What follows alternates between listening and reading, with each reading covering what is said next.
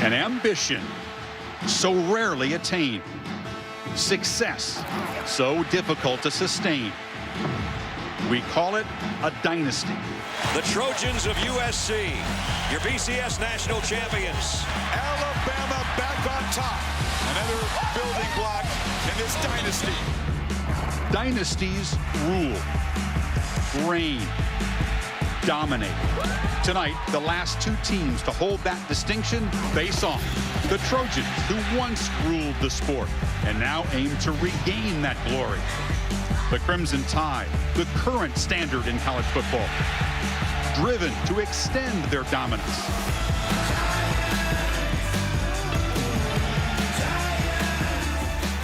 Dynasties leave indelible marks on their sport for years. The Trojans, the Tide, their first test is tonight.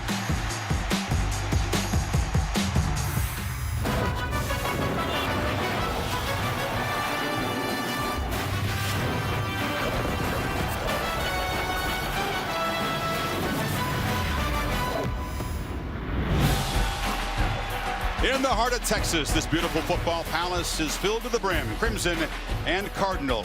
Welcome to Saturday Night Football on ABC, presented by Wells Fargo, part of Field & Stream Store's Kickoff Week. And what a kickoff weekend it has already been in the state of Texas. Can the Trojans and the Crimson Tide top it? Up in Houston, the Cougars stun number 3 Oklahoma. A&M surviving in overtime against UCLA. What will happen tonight in the first meeting, Kirk, in 31 years between these two programs? Your 11th season on Saturday Night Football. Great to be back with you in our home away from home here. It really is. We've called so many big games here. How fitting to be here for this one tonight. You know, these two dynasties have plenty of talent. We all know that. But on the Alabama side, boy, they lose some key people. The workhorse, Derrick Henry, the Heisman Trophy winner, Ryan Kelly, the center, all those leaders on defense. They've got talent, but they've also got some question marks, considering they're almost a unanimous #1. And I think that's what has Nick Saban very anxious for this game tonight. You lose Ryan Kelly, which is a big loss, the quarterback, the Heisman Trophy winner, but they do have pieces. And I think we're going to find out what that identity is tonight. There's been some speculation about the quarterbacks. Tonight, Blake Barnett gets his first career start. Came in last year, highly touted as a freshman, ended up redshirting. So tonight, as a redshirt freshman, makes his start. You also see Jalen Hurts, who is a true freshman. Came in early in spring, got familiar with the offense. They say that they will give him the same offense that Blake Barnett is running, not just to bring him in as an athletic guy who can kind of be a wrinkle. So they'll both play in the first half, and we'll see which one plays better. He'll probably end up playing in the second half. With Lane Kiffin calling plays against USC, where he was fired 3 years ago, where he spent 10 years, going to be fascinating. The Trojans, meanwhile, also have a new quarterback, a guy in Max Brown, who's had to wait his turn, and boy, he's got the luxury of having plenty of talent around him. Well, he's been there 4 years, and I think really in another quarterback battle, that's why he ended up winning the job, is because he's been around. One thing he does have at his disposal is a plethora of big-time playmakers. You look in the backfield, he's got Ronald Jones, a sophomore who almost went for 1,000 yards last year. You have Juju Smith-Schuster, who could be the best receiver in all of college football. Stephen Mitchell's on the outside, so they've got a lot of speed to challenge this Alabama defense. It historically is one of the best in the country. So that side of the football, it'll come down to, can Max Brown make good decisions and try to keep his team out of making those decisions that end up costing you a football game. The expectation always is Bama's going to have a great defense. History bears that out, but they also have some new faces on that side of the ball. They may still be searching for an identity tonight. We'll learn a lot about them. Yeah, I think in talking to Nick Saban down there, he is anxious to see who's going to step up and provide the leadership, kind of the intangibles that made last year's team a championship team. So the Crimson Tide in the pole position, trying for a 5th title in 8 years. The Trojans desperate to shake off a 6-loss season and get back and be relevant. Trojans and Tide coming up. The Nissan pregame rush with Stan Verrett, Mac Brown, and Mark May is next, after this message and a word from our ABC stations. We got what looks like a good one coming up here on ABC. What are you expecting to see from the Trojans and the Tide? I think it's going to be a great game. Two tremendous teams. Fun tradition like Texas and Notre Dame tomorrow night. Too much depth for Alabama. Alabama's led by their defense. Keep an eye on Jonathan Allen and Tim Williams. It's going to be a great defensive game for Alabama. All right, let's send it back out to Chris Fowler and Kirk Herbstreit, guys. The Tide have just taken the field, a well-worn path from Tuscaloosa to Arlington, Texas, their 4th visit here, as they try to continue a streak of 14 straight opening games won. The Trojans, meanwhile, they've won their last 18 opening games that walk in as the underdogs tonight for the preseason #1. The wait's almost over. This has been the Nissan pre-game rush. Kickoff from Arlington is next. But now a look inside Nissan's Heisman House. Welcome to the Dr. Pepper Championship Drive Game of the Week.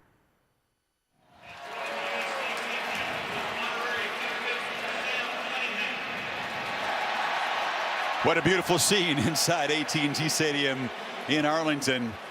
We get the Crimson and the Cardinal, and we welcome Sam Ponder to our Sunday Night Football crew. Sam's with Nick Saban. Thanks, Chris. Coach, you give Blake Barnett the start tonight. So in your mind, what set him apart?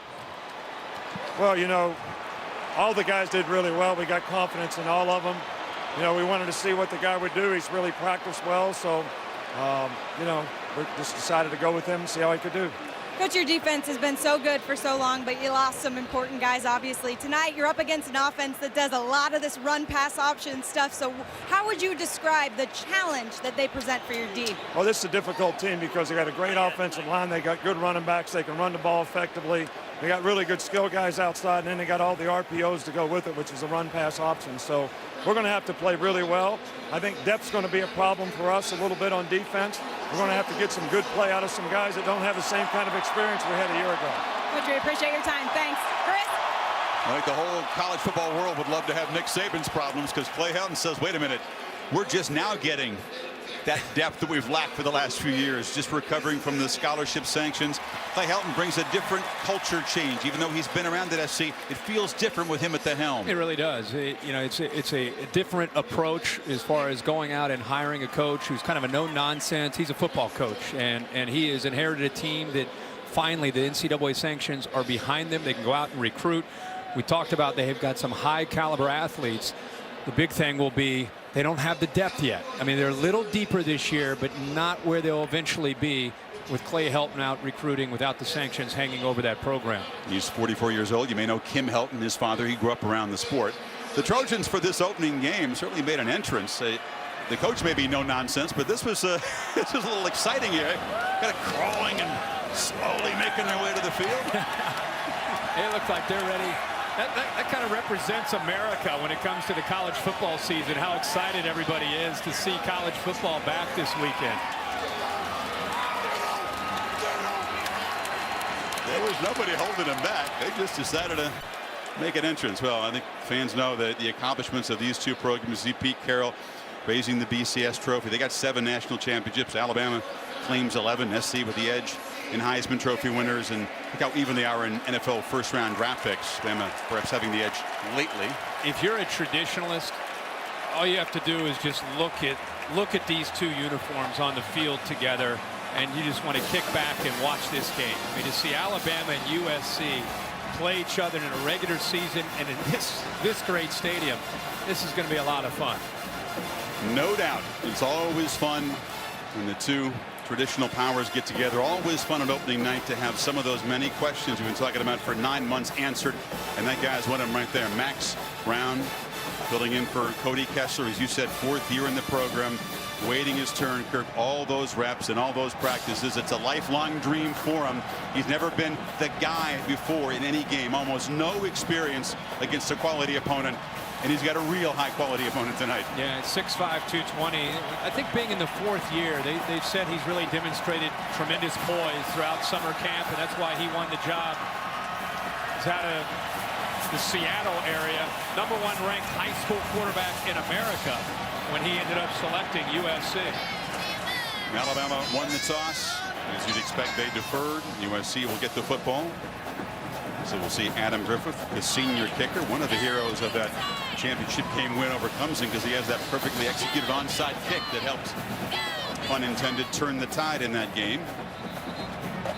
USC hoping they can make a play on special teams tonight, Kirk. They've got some dangerous return men back there, including #2, Adoree Jackson, the brilliant corner, sometimes receiver and special team star.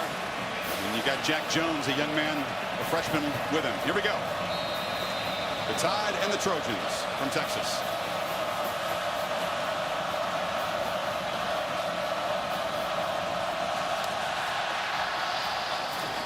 Deep boot driven into the end zone for a touchback. So here comes the 6'5" junior Max Brown, Skyline High School. 8 career completions, Kirk. That's it. Very important early in this game for Max Brown to settle into the game. And one thing that Clay Helton has done, along with T. Martin, the offensive coordinator, who, by the way, is calling his first game in a big-time atmosphere, they want to settle him in and try to get the ball out of his hands fast and find things that he's comfortable with. Big thing is you don't want to make, obviously, that disastrous mistake and hold on to the ball, take sacks, and turn the ball over. Justin Davis, the senior, motions out of the backfield, and Brown flips it to him. Couple blockers on the edge, and he makes it across the 30-yard line, stopped by Eddie Jackson, the safety. Now, these two teams have been waiting for one another. USC, I think they built their entire offseason to come into this game to try to show America that they can play with the best in the country in Alabama. Showing a little tempo here in the pistol formation. They fake it to Davis, and Brown will take his first downfield shot. Darius Rogers goes up and makes a leaping grab inside the Alabama 35. The senior from Compton. Yeah, Chris, what an adjustment here by Darius Rogers in the backup corner. Everett never really found the football. The ball is underthrown, as we often see. Great adjustment in locating the ball by Rogers, and he high points the ball. 36-yard gain. They're playing fast again. Not much there for Justin Davis. So right away, T. Martin trying to make Bama uncomfortable with the tempo. Love the call. They're not backing down from Alabama. They've got him in a nickel situation. That's a backup corner against one of their better receivers at 6'1", 215 pounds. And Rogers, he found the ball, came back to it, and Everett never had a chance to see it. When the Jets sweep, they hand it off to Stephen Mitchell Jr. Tide string it out, and they hammer him for a loss. Marlon Humphrey, the corner, came up to deliver the shot. Humphrey makes the play here, Chris, but Hamilton, number 20, forced him back inside, right there. Ooh. Almost lost the ball. Lucky to hold on to the ball. That's a big collision, and the sophomore Humphrey, who's a physical corner at 6'1", about 200 pounds, lowers the boom. So it sets up 3rd and 12. Alabama rushing 4. They still get near Brown, who completes it short to Taylor McNamara, the tight end, but he's well covered and far short of a first down. Reuben Foster stopped him. Alabama only rushing 4 there. They're going to mix up their coverages. They're going to try to do everything they can to confuse Max Brown. If they get Max Brown to 3rd down, Clay Helton knows he has to simplify the playbook and try to get the ball out of the hands of Brown as quickly as possible. Matt Bormeister, who's the junior kicker, and he's going to try it out for a pretty long one. 47 yards for the lefty.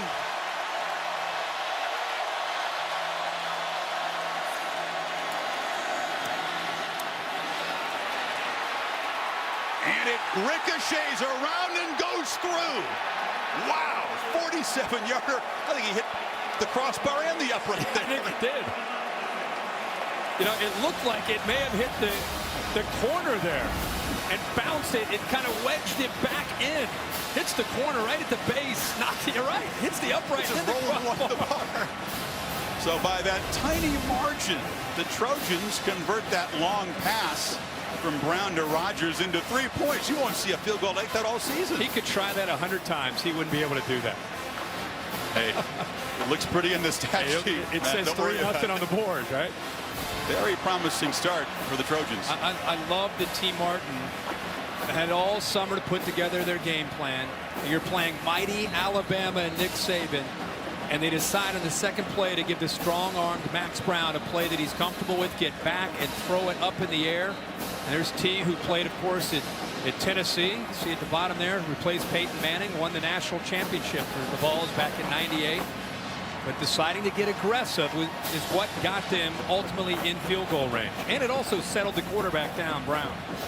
And you spotted it. It was a little bit of a good matchup, too. The senior Rogers on Everett, the backup corner who's not as experienced as Humphrey and Micah Fitzpatrick. But after that big play, that Bama defense, they squeezed down and forced that field goal. So Warmeister after the ricochet field goal kicks it away. Trevon Diggs, number 7 for Alabama, is a true freshman that has come in this summer and impressed the staff. He's going to share kickoff return duties with a veteran, Ardarius Stewart.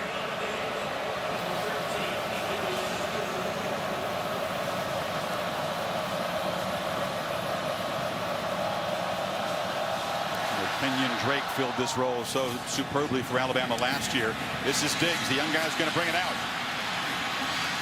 And he shows why he's been so impressive in those scrimmages in Tuscaloosa. Gets it out to the 25. So the first play call tonight for Lane Kiffin against the Trojans. He's got a mischievous side, as you know. What do you think the wheels are turning right now?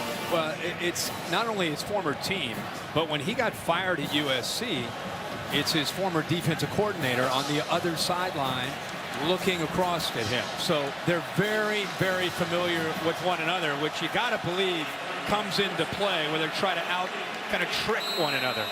But how tricky can you get in the first snap of Blake Barnett's career? And here is the freshman from California. Under center, and Damian Harris is deep and tailback, but they hand it to Stewart around the end. And he's got a block from Ridley, and he's got a big gain out across the 40. The Chick-fil-A impact players. And you look at this Alabama offense, and right now we're going to find out who eventually becomes the back, but Damian Harris is their leader. Calvin Ridley with a big block there. Hutchings and Adoree Jackson, who will be out man-to-man a lot on Calvin Ridley tonight. 17 yards on the first play. Quarterback keeps it, flips it to Ridley, who dropped it in the flat. So trying to get to the edge in the first 2 plays. Now let's keep in mind, we've talked so much about Max Brown, but Blake Barnett, another guy out of California who is highly touted. A lot of the Alabama staff thought when he first came in, including Lane Kiffin, he might win the job last year. It didn't work out, so he redshirted, and he's kind of come on in camp to win the job over Cooper Bateman. He also kind of revved up trying to settle into this game. Hands it to Harris, who was hit hard and knocked down by the leader of that SC defense, Cam Smith. And Cam Smith had a great freshman year last year at SC. Talking to Clancy Pendergrass, their defensive coordinator, I said, when you go up against Lane and you got a young quarterback, what are you trying to do? And he said, obviously, we've got to take away their running game. We've got to fit right, take away their running game, and get Blake Barnett or Cooper Bateman, whoever the quarterback is, into some obvious passing situations, and then blitz them and be creative. Here he is, right here. Yeah, they're showing a lot of pressure against Barnett on 3rd and 9, aren't they? Look at all those Trojans crowding the line. Could all be about a disguise. Yeah, bouncing in, giving him different looks, showing him one thing, going to another. Yeah, they do drop back, but they hit him hard. Knocked down, a sack. Leon McQuay and the linebacker Michael Hutchins converting on the quarterback, and it's a stop for SC. Well, that's exactly what they did. They walked their linebackers up looking like a blitz with Cameron Smith in the middle, and then they brought pressure with the nickelback McQuay off to the right. So Hutchins, 19, gets in. The nickelback off to the right gets in, but the offensive line confused on where that pressure was coming from. Ball came out, too. Very fortunate. SC didn't recover that. So J.K. Scott back to punt it away. Adoree Jackson waits. And the junior, one of the finest in the country, booms a high one, and a fair catch made back inside the 20. So SC drives for a field goal and then stuffs the tie. Second possession for the Trojans coming up.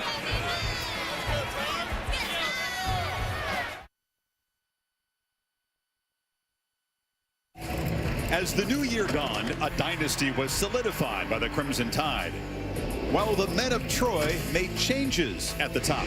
The reins of leadership handed from one USC legend to another. The football fortune entrusted not to the flashy, but the steady, all-business workhorse. Now the questions: which unproven field general can step into the void of a departed veteran? And will the winds of change carry fresh energy as the men of Troy brace for a brutal gauntlet? Schedule in the country, but so far so good in the early stages as Justin Davis carries it straight ahead. Pat Hayden handing the reins off to another legend, Lynn Swann, who's been a popular choice. He goes to every single practice and offers tips to the players about football and about life, and they love having him around. Yeah, it's great to see Lynn Swann back and having a chance to influence this program. There's John Robinson off to the right. Davis got 3 on first down. Now motions out to an empty backfield. And Brown flips it far side. Nice one-handed grab. It's Taylor McNamara, the senior from San Diego. She had a catch against Alabama when he was an Oklahoma player back in the Sugar Bowl, and that went over the Tide. That's right. Interesting just looking out at this Alabama defense. So used to seeing guys that have been around, and Reggie Ragland is no longer out there in the NFL. Ashawn Robinson no longer out there. Jaron Reed, Cyrus Jones. It's like it's done so many times in this program that the baton has been handed, and we've got some new leaders now that are going to really represent and lead this Alabama defense. And try to get USC off the field here on 3rd and 3. A timeout is called. Sprinting down there and calling a timeout on the USC sideline was Helton. Jeremy Pruitt returns as defensive coordinator, comes back from Georgia, but it's his 7th season with Saban, so no change at all in the system, just some new roles. Yeah, and this is the group last year, and let's face it, they weren't just the leaders on defense, they led the team, and they were amazing. Kirby Smart, now the head coach of Georgia, is in a close game with North Carolina. But Reggie Ragland was right in the middle, and he really was kind of the anchor. And now you've got Jeremy Pruitt calling the shots. Reuben Foster kind of takes the lead as the guy that they'll turn to for leadership. Eddie Jackson on the back end is now a leader. So they've got talent, but as you said earlier, they don't quite have the depth. And it's going to be fun to watch them even tonight as this game progresses to see if they're going to be able to stay as fresh as they did so many games last year. Yeah, you lose 6 of the top 60 draft picks. You lost some top-end guys. After the timeout, 3rd and 3. Davis to Brown's left. He flips it on a screen, and the catch is made there by Stephen Mitchell Jr., but he is brought down. The spot is going to give him the first down, so move the chains. And a nice little slant. Nice, simple read again for Brown. It's nice to see Stephen Mitchell out there. They tell us that he is now 100% healthy and more confident than he's ever been since he's been at USC. And he is very, very fast player for them. There's a whistle before the handoff to Davis. Juju Smith-Schuster, Kirk, who's got 143 catches, gets so much of the attention. Full start. Offense, number 1. 5-yard penalty. It's first down. And he'll get a lot of attention tonight from Minkah Fitzpatrick. We had Rodgers make the catch already. We've seen Mitchell involved. Yeah, and I think Clay Helton knows that we talked about avoiding critical errors. Trying to get about 150 yards is a big ask for them and their offensive line. Limit the yards after catch, tackle well, and as we saw, get Alabama to 3rd down when they're on defense. And 1st and 15, Brown flips it far side to Rodgers. Cannot make a man miss when he's brought down. Helton 6 and 4 in the 10 games last year. Last couple of games was actually became quote unquote the permanent head coach. There are no permanent coaches in sports, but that's what they call the title. The ball is getting out fast, isn't it? You impressed by Brown early? I am. I'm impressed by the play calling too from T. Martin. Davis nowhere to run. That middle was clogged, and he'll be dropped for a loss there. Sean Dion Hamilton, inside linebacker, flew through. And I think what Jeremy Pruitt and Nick Saban are seeing is they had an idea of how SC might attack, and you're starting to see them make adjustment as the game goes on. That time, Jeremy Pruitt deciding to blitz both his linebackers in the middle, Sean Dion Hamilton and Reuben Foster. And they just shot the gaps, nowhere to go with the football for SC. Trojans staring at a 3rd and 10.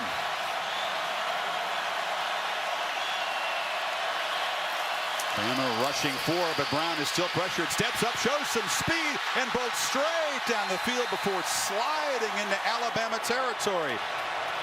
Anderson was chasing him, Kirk, but he showed some quickness. Well, they played man-to-man, and watch Reuben Foster right in the middle turn his back. Right there, he's trying to stay with the receiver. He turns his back. There's no one there, and now Brown's going to go tempo here. 17-yard gain on 3rd down. Now Brown's going to loop the ball down here. First attempt for Juju Smith-Schuster, and a flag comes in. This is the matchup we talked about. Minkah Fitzpatrick, who had a spectacular freshman year, trying to stop the Trojans' top target. And he's trying to plead his case along with Nick Saban, saying that he never touched him. Defense, number 29. 15-yard penalty. Automatic first down. Big 12 crew tonight spotting interference. I think, again, the officials a lot of times, once you're beaten, it's about where your head placement is. I don't think it's as much about the contact. The officials recognize the head. And when your head's not turned around and locating the football, right away you start to become a guy that they're looking at. And if there's any contact at all, they're going to throw the flag. Like a Cedric Ware, the sophomore from Cedar Hill High School in Texas, joining Davis in the backfield, and he's got it. He's a sophomore, only his 13th carry in a very short game.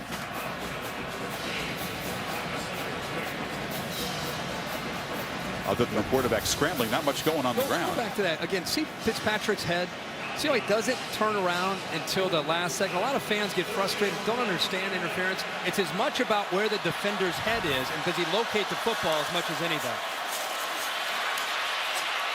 Brown is flushed out and just throws it away. Tim Williams, the pass rusher extraordinaire, Kirk, stepping into a much more substantial role. He was spectacular in like 15 snaps a game last year, but now he's a workhorse out there. And I expect him to have a big night rushing the quarterback, especially if he gets across from Zach Banner, 73. Now, Zach's 6'9", 360. But I don't think he can handle the quickness of Tim Williams.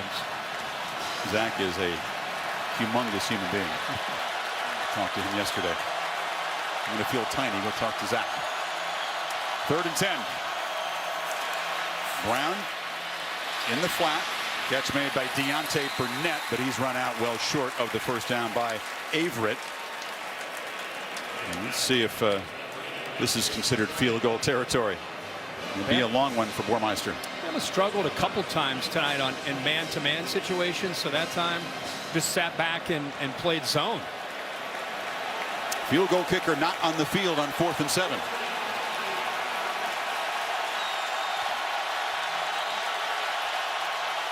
Alabama fans rising to their feet. Brown will be dropped. Anderson got him, and the Tide will take over. The senior, another great pass rusher on this defense. Yeah, he has speed, but Zach Banner, look to the right tackle. He's big, but he doesn't have the speed and quickness to be able to deal with Ryan Anderson or Tim Williams. That was a drop back where Max Brown held the ball for quite some time. It's the first time we've seen it all night. Results a sack. Saturday Night Football, presented by Wells Fargo. Security, convenience, together. Wells Fargo, together we'll go far. And in part by Nissan. And Chick-fil-A, we didn't invent the chicken, just the chicken sandwich. So Clay Helton choosing not to attempt a bit about a 47-yard field goal. And that's what Burmeister made it, but just barely the first time. So they go for it in 4th and 7, and the pressure gets to Brown. I think it's easy to say, why didn't they play field position, punt it, or maybe take a shot with a field goal? But to me, I think he's trying to send a message to his team here early in this game. We came all this way to play Alabama to win. It's Bo Scarborough in the game. They again flip it to Stewart. Second time they've called this play. This time the Trojans do a better job on it. As we check in with Cassidy Hubbard for a studio update. Hey, Chris and Herbie, Taco Bell studio update. We got a battle between number 18 Georgia and number 22 North Carolina. Watch this play, though. Mitch Trubisky in his own end zone tosses it to Elijah Hood, but he gets pushed out of bounds for the safety. So Georgia pulls within 1. This game over on ESPN, guys. Cassidy, thank you. Bullock was getting a battle there. This is Scarborough, Kirk. This is a guy who came out of high school with so much hype. Ripped his ACL early last season. Didn't really get back into the mix until very late. Big shoes to fill without Derrick Henry, number 2, out there. And I think they've got to be confident that they can run Scarborough and Harris because of the matchup up front. Even though they're breaking in some new linemen, if you look at USC's defense, you really wouldn't say their strength is their front. You would say it's the secondary. And I thought they might want to come into a game like this, and they will eventually, but really challenge this USC front by running the ball a little bit more. It's an almost entirely new front 7, isn't it? Yeah. On 3rd and 5, Barnett flips a short pass. That's O.J. Howard the tight end who was the offensive MVP of the championship game, but Chris Hawkins dropped him right there. It's 4th down. This secondary is playing with an edge. They've got an attitude. They're locked in. Lancey Pendergrass has it dialed in on what to expect based on the looks, the formations. You go back to the experience of knowing Lane Kiffin and getting his secondary and his defense dialed in on 3rd down. That's the difference in a football game, is how well you can do on 3rd down, and they're off to a great start tonight. With Dory Jackson back there, J.K. Scott will again try to boom one of those high hanging kicks and deny the dangerous returner a chance. Just like you see on Sunday. And it's going to roll out of bounds at the 2. This guy's going to be punting on Sunday. He is a special punter, and he's pinned the Trojans back. But it's SC 3-zip, 4:25 in the first. Aerial coverage provided by Goodyear. Choosing the right tire is no coin flip. Kick off every drive with Goodyear. Goodyear, the official sponsor of the college football playoff. Jerry Jones, of course, continues to organize these big college games. There he is with Greg Sankey, the commissioner of the SEC, in the left, and Bob Iger, chief executive officer of the Walt Disney Company, who's got SC ties. I don't think Mr. Iger is neutral tonight. So pin back. Rojo, they call him. Ronald Jones, the sophomore from McKinney, Texas, with the handoff. You and I were talking at the break about, I still feel it's a little bit of a cat and mouse game between the two teams. Alabama's not been able to get on track offensively, only 14 yards. But the punt to pin SC back deep, this is a big opportunity for the Bama defense to try to get a 3-and-out and flip the field.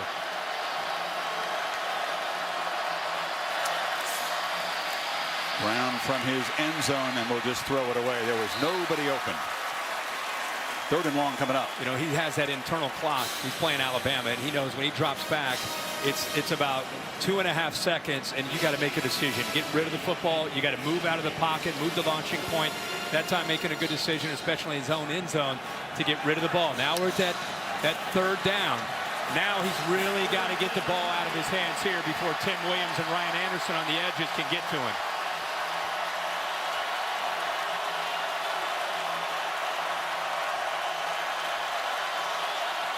Not showing pressure at this point.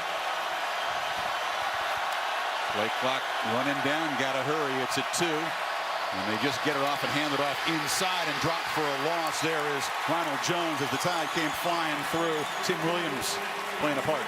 It all kind of goes hand in hand about how important special teams can be in a game like this. They pin back USC. The defense steps up. It all kind of connects. It works together. J.K. Scott did his job. The defense does their job. They're going to probably get the ball in plus territory. Now all of a sudden you're talking about a different approach for Lane Kiffin in the offense. It's again off to a slow start here. This is a pressure-packed first career punt at SC for Chris Tilby, the Aussie from Melbourne. Came out of San Francisco Community College. He is pinned up against the end line, and the clock is running down. And a delay of game. So that'll crowd him back even more. This is not exactly offense. Happiness instead of goal. It's 4th down. This is not exactly how a punter envisions the ideal scenario for your first major college punt. No, but it's a great reminder in week 1 for all of us how important special teams are. This stadium was flat. If anything, USC's fans were cheering. After the punt and a 3-and-out, and now all of a sudden a delay of the game because there's confusion because of that crowd noise. Boy, the momentum, you can just feel it changing. Calvin Ridley standing at the USC 42. It's a pretty good punt, and Ridley is driven back on the far side into Bama territory, picks it up on the bounce. And that is a special teams win for USC, big time, as Tilby does his job. He sure did, especially after that delay of the game and things looking like this may not work out very well. I love the Aussie punters, Kurt, but a guy from Australia comes all the way up here and delivers. That's a gimme. Well, the Lone Star State continues to figure huge in this opening weekend. Tomorrow night, the scene shifts down to Austin. The Longhorns looking for some payback. They got taken to the woodshed up at South Bend last year. They got embarrassed in South Bend, and I think Charlie Strong has done a good job of getting his team to get excited about playing Notre Dame, not just because of the tradition of these two teams, but because of how badly they played when they went up there. He's going to probably play the freshman quarterback, start him and Shane Buechele, and I feel the Horns. I think they're going to upset Notre Dame. I think they got a shot to play really well. Here we go, Kirk. Jalen Hurts, the freshman from Channelview, Texas, Houston area. And a whistle before the first snap as SC spotted him and called a timeout. What is his skill set? Well, he's got a big arm first and foremost. I remember watching him from the field when I was doing their spring game. I was 30 seconds. Actually calling the game from the field, and when I saw him in person, because I had heard a lot about him, I was anxious to see, if he was a smaller guy or a bigger guy. And Chris, he's 6'2", 210 pounds. He was in for the spring. He's been in school since January. His dad was a high school coach. He's a gym rat. He's constantly asking Scott Cochran for the keys to get into the weight room. But he is an athlete who can run around. But you will be surprised if you think he's just an athletic guy. He's got a big arm, probably the strongest arm of any of the quarterbacks. Well, Nick Saban has still never started technically a true freshman quarterback in the opener, but he gets in very early.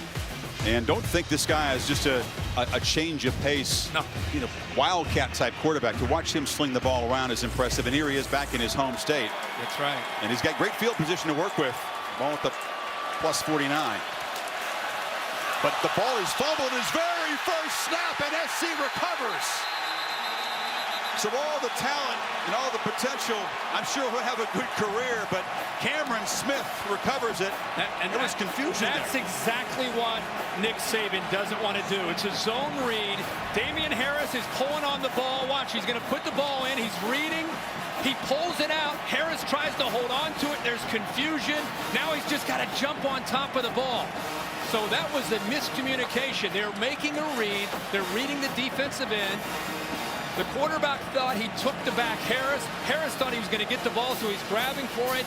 And that's why Nick Saban probably has not wanted to play a young quarterback. That's an example of why he wouldn't want him out there. And Cam Smith, the heady leader in that defense, there to pounce on the ball. And there's a conversation with the young freshman trying to calm him down. We'll see him again, I'm sure, but that was not the kind of debut he dreamed about.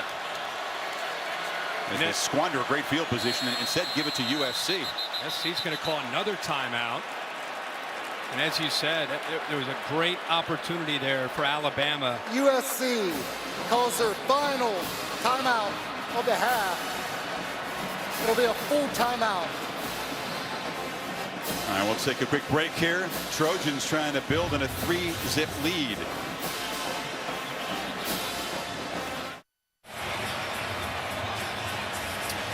Trojans from the Alabama 48 after the fumble recovery. A little better than the last possession, Kirk. Took over at their own 2. This is Ronald Jones. There's just heavy traffic. Some things don't change. It's tough to run inside on Alabama. Down to Sam Ponder. Chris, that was worst case scenario for this defense, mostly because for the last few drives, they've been sucking wind, frankly, on the sideline. They were hooked up to oxygen. Nick Saban even came over to try and encourage them. The bench was almost silent. The only guy that was talking, speaking up, was Jonathan Allen, of course. They need more leadership and more time to relax on the sideline. Interesting. Look who's out there for SC. Their number 2, Adoree Jackson, the corner who played 3 ways last year, but has not practiced on offense. He's just a decoy, and once again, the pressure gets to Brown. You know how Chad Wheeler is not in this game? The left tackle Wheeler is out, and so you've got a young guy, Aduga, left tackle. He comes down, and you're talking about one of the best pass rushers in the country, and Jonathan Allen, nobody blocked him. I mean, it's hard enough on Max Brown, but if you're not going to block Jonathan Allen, that's an easy sack for the big fella, number 93. Wheeler, that senior left tackle, struggling with plantar fasciitis, a foot injury, and his absence could be very key tonight. 2nd and 13. Brown just fires it into the ground. There was just nothing there. Well, you can feel that clock ticking in his head, as you said. That was so impressive by Ryan Anderson, Chris, because that was a screen.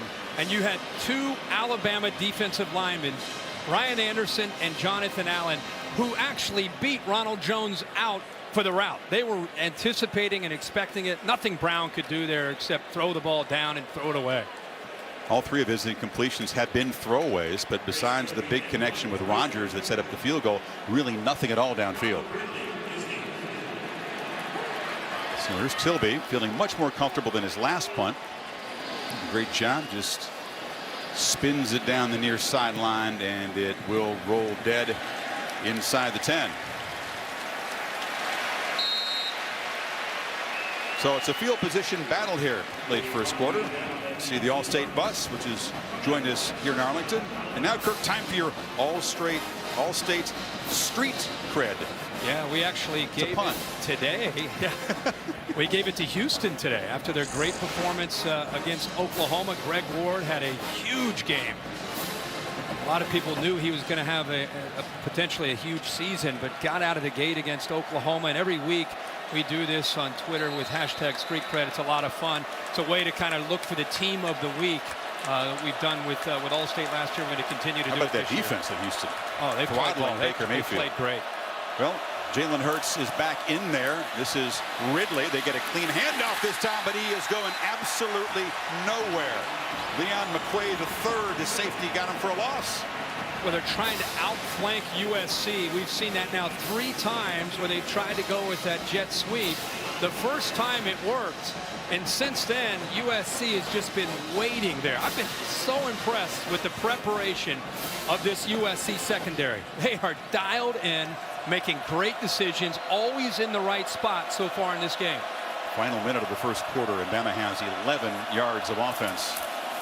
Bo Scarborough into heavy traffic. Nowhere to go. Michael Hutchings and crew grab on to Scarborough. It'll be third down. Clancy Pendergast is loading up these blitzes. He's known as an aggressive coordinator. That time he turned the middle linebacker loose, Cameron Smith. He actually got some penetration, but what's been even maybe more impressive is not just the blitzes by the backers. That defensive line up front is holding their own against the Alabama offensive line at the point of attack. Time running out in a forgettable first quarter for this Alabama offense as SC looking stout on defense. They make one big play downfield, that catch by Rodgers, which sets up a carom field goal, and that's the only scoring here in the first 15 minutes. We'll be back after this message and a word from your local ABC station.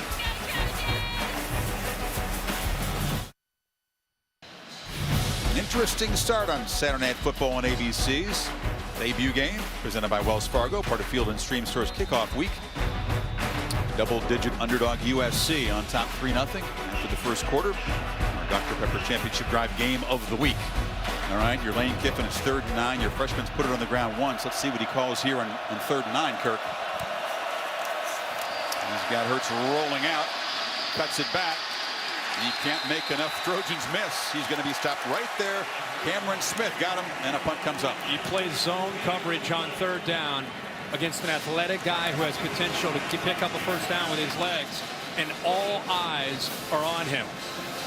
All eyes are on him. You saw 5 or 6 white jerseys leveraging the football. There was nowhere for Hurts to go. Again, fundamentally sound USC defense. Scott in his end zone. And Jackson says, I'm going to back up this time. He's way back at the SC 40.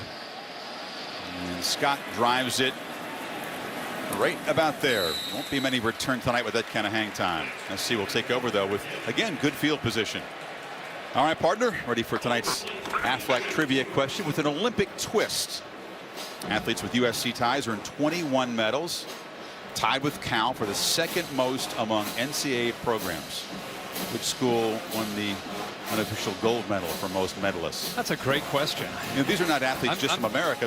These schools attract athletes from all over the world. I got to think Stanford. My guess. That was my guess. I think the Pac-12 went 1, 2, 3. UCLA? I'm going to guess Stanford. I thought you were wrong. Okay, good. I'm going Stanford.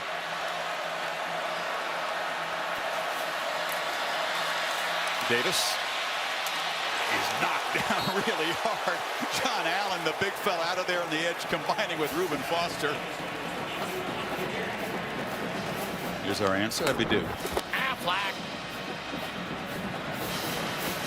Yes. Oh, the Cardinal. When in doubt, you go Stanford. I was told the other day that if the Pac-12 had been a nation, they would have been 6th in the medal count in the real games. Play action. Brown wanted to go downfield, but will be dropped. Third sack for the Tide. That was Payne and Allen combining. And they're getting whipped up front, that USC offensive line. One of the luxuries that Bama has here, Chris, is the safeties back here. If you can keep two safeties back and you can dominate the line of scrimmage, it makes it very hard for Max Brown to look downfield and try to find open receivers. They take away the underneath routes and they take away the deep routes with two guys downfield. And if you have a dominant defensive line, it affords you that luxury. On 3rd and 17, they just hand it off to Davis and cut their losses. That pass rush is really impacting the play calling of T. Martin. And Reuben Foster with a great series. This time he's going to blitz. He times it up. He has that running start. The lineman that time, Chris Brown, did not have a chance. When these linebackers blitz, it's about getting comfortable with the cadence and timing it up. And Reuben Foster on 1st down and on 3rd down, 2 big plays. So Chris Tilby, big 6'5" Aussie out there to kick it away to Ridley.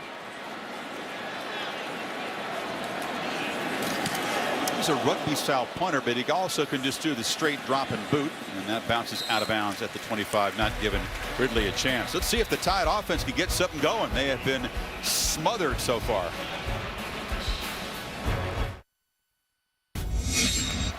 Wow, Cassidy, we'll keep an eye on that one. Meanwhile, Kirk, for Alabama, we're a quarter into the season, and they may have more questions now about the quarterback situation than they did before. What does Kiffin do here? To me, I would try to stretch the field. I would try to take a shot downfield at some point here because they really haven't done it yet, just to give SC something to think about.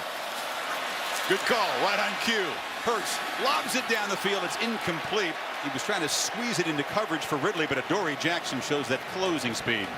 And I think you had a feeling. Yeah, we're just talking about that, and I think the reason is it's an incompletion, but it gives this very active USC secondary something else to think about besides a short pass, a jet sweep, or a run. They are dialed into this offense right now. Now they've got to start thinking about some other things. So I would try to go back. Jalen Hurts has a big arm. Try to find a matchup and continue to try to challenge SC's defense downfield. Maybe not challenge Jackson, though. There's another one of those complicated plays where Stewart comes in motion. This time they execute the handoff, but Harris goes nowhere. Remember, Ryan Kelly is not in this lineup. One of the best centers in college football last year. I just want you to watch the pit. Watch the difference when you don't have an All-American center. And you're talking about, on paper, when we came into this game, gee whiz, how is USC's defensive line going to match up against Alabama? Sure, there's some new bodies, but they're big, strong guys that should have an advantage. Boy, they are getting whipped up front right now by this SC front. There's Noah Jefferson at number 91, a good-looking sophomore from Las Vegas. You need 10 on 3rd down. It's Howard in motion. They got to hurry. Hurts rolling out. Shows the big arm. Throws a rope on the sidelines. Let's check the spot. Ridley's got it. And it's going to be a 1st down. Just. Gave you an indication of the arm strength from Jalen Hurts. And a great job at tiptoeing to the sidelines by Calvin Ridley. Knew exactly where he needed to get for the 1st down there on 3rd down. By a few inches. Nice play action. Hurts shows the elusiveness. Gets a block on the edge. Gets another block. And scampers out across the 45. So improvisation, there was some nice blocking by his teammates there. And they finally get a 1st down, and now you can go back to the game plan of tempo, trying to wear down SC, trying to get them back on their heels. Gives you an idea, you're right, of the athletic ability. Very different from Blake Sims. Blake Sims was light on his feet, could make you miss. Jalen Hurts has that ability, but he also is much bigger at 215 pounds, into lifting weights and being strong. He'll run over top of you, not only able to run around you. Yeah, they say he's an absolute beast in the weight room. Harris cuts it back. That's one of the more positive runs for SC, and on 2nd and short, they move the chains again to midfield. Back-to-back 1st downs. First time we've seen that tonight for Alabama. And again, a big part of what they want to do is test the depth of SC. SC's trying to make some substitutions. They're a little confused. See, this first time we've seen them a little bit confused. Not much for Harris. That's interesting to see. number 2 in that Crimson Tide jersey out there, because the last couple of years, of course, it's been Derrick Henry just hammering downhill. This guy's not quite Henry's size yet, but a pretty impressive specimen for a true freshman, to say the least. Imagine, and all indications, he had a great spring. He's had a great camp. If you're wondering where is Cooper Bateman with the experience, or Blake Barnett, I think he must have outplayed them in these last 2 or 3 weeks for them to be willing to give him a shot. If he plays well enough and finds a way to win this game, he may not let go of the job. These are not veterans like Coker and Henry there. You got a true freshman, Bo Scarborough, a sophomore behind him there with no experience at all. It's on the run again, just throws it away. Porter Gustin, the linebacker, chased him. 3rd and 6 now. You know, he looked out to his left and he saw Calvin Ridley matched up one-on-one with one of the better corners in the country, and Adoree Jackson, and that's a matchup for Mel Kiper and Todd McShay, 2 future first-rounders going head-to-head. I think USC feels confident that they can leave number 2 all by himself out there against Ridley, and there he is again.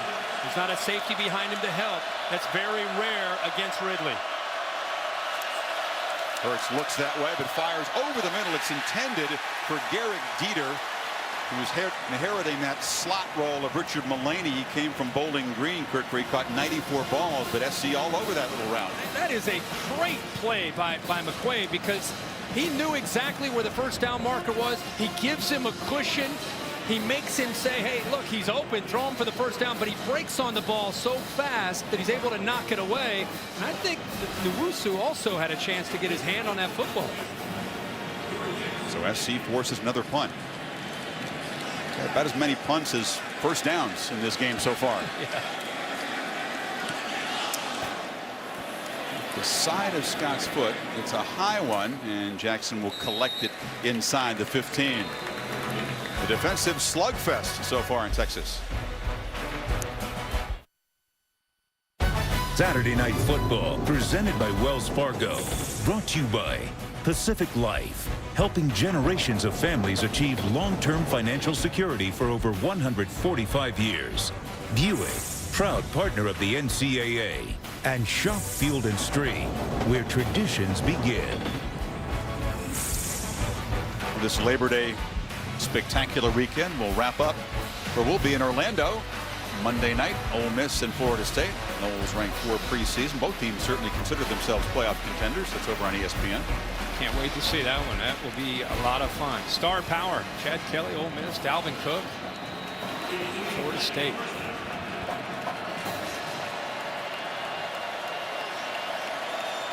SC goes to work, nursing a 3-point lead, and Brown loops it far side. Just no chance there for Smith-Schuster. Very well covered by Marlon Humphrey. Well, Humphrey had the coverage and Eddie Jackson had his back. It goes back to the point about how Alabama typically tries to keep 2 safeties back. And when you have 2 safeties back, one is responsible for one half of the field deep and one is responsible for the other half deep. And it makes it incredibly hard to find little creases to be able to make a throw. And an out and up might beat a corner, but it doesn't beat the safety. That time you had both Humphrey and Jackson there. Davis motions out, but Brown miscommunication there. He looked it down there, but Darius Rogers broke off the route. It'll be 3rd and 10. Smith-Schuster, Kirk, a guy that had 600-yard games a year ago. So they've got him, Ridley on the other side, but the attention paid to the 2 top receivers very evident so far. Yeah, they're doing a really good job making them work to get off the line. And like I said, when you have corners that are physical and safeties over the top, you got to find some inside throws to either slot receivers or tight ends, because it's very, very tough right now on the outside for SC. 2-by-2 look with Justin Davis in the backfield. Brown delivered short, would have been nowhere near a first down. Again, Juju Smith-Schuster crowded by Fitzpatrick. Here comes a punt. Great job of reading the eyes of Max Brown. Looked it the entire way, was looking towards Smith-Schuster. You can see the defense. They got a great jump on the ball. Minkah Fitzpatrick, who is one of the more talented defenders on this Alabama defense, jumped the route perfectly, comes around with the right hand and knocks that ball away. You can can see some frustration on the face of Smith-Schuster. He's just not used to being blanketed like this. Conversation between Brown there and his right tackle Banner. Started 7 for 7, just 1 of 7 since. And that pass rush a big reason. Both pointers very busy tonight. There's the Aussie Silby again. Tide peel back to set up a return. It's a low kick. Ridley can't get to it. And it spins backwards out of bounds right near midfield. That's where the Tide will take over. 9:02 until halftime.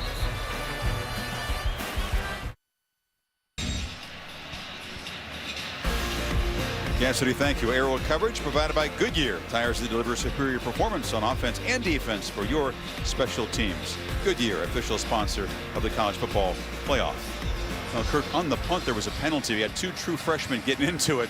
It's Michael Pittman Jr. smiling, but he got into it with an Alabama cover man, and that was Deontay Thompson. And so as a result of the dead ball foul, Bama begins this possession with their deepest penetration in SC territory at the 36. We'll see if they take advantage of it. When you get true freshmen out on the field, they get caught up in the emotions of a game and make a mistake, a mental error, and now all of a sudden Alabama, as you said, deepest they've been in SC territory. See if Langton decides to be aggressive or a little bit more conservative.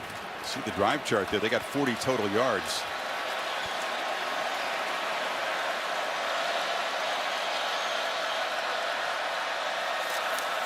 Again, they fake that little jet sweep and hand it off inside. B.J. Emmons, the true freshman, gets his first carry. They must have thought that play was going to work. Hiffin's called it a lot. It hasn't. No, it hasn't. The timing seems off. But what's impressive to me is that Dory Jackson, who's an All-American candidate as a cover corner, he's not afraid to make a tackle. Did you see him close down on that? I mean, he looked like a safety coming down to make that play. 5'11", 185 pounds. He's going to eventually be paid on Sundays to cover people, but he likes to hit. That was beautiful. He's not afraid of anything. Hurts rolls out, flips it. Howard has to awkwardly make a catch and will lose yardage. Timing again off on that play, and Marvell Tell dropped him. Yards after the catch. Big emphasis this entire week out in Los Angeles for this defense. Clancy Pendergast has talked all week about it with his team. Guys are going to throw a lot of the quick throws. Lane Kiffin likes the run pass options, and the ball's going to get out quick. We've got to take away the talented receivers after the catch. Tide, who are 2 for 8 on 3rd down, need 13. Hurts shows the arm, throws it into the end zone for a touchdown. Darius Stewart. A taste of what this talented true freshman quarterback can do, and the Tide take the lead.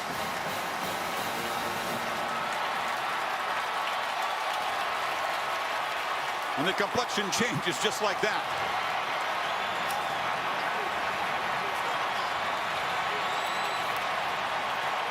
"39 yards to the veteran from the rookie." Yeah, great arm strength. It gives you an idea what he can do. And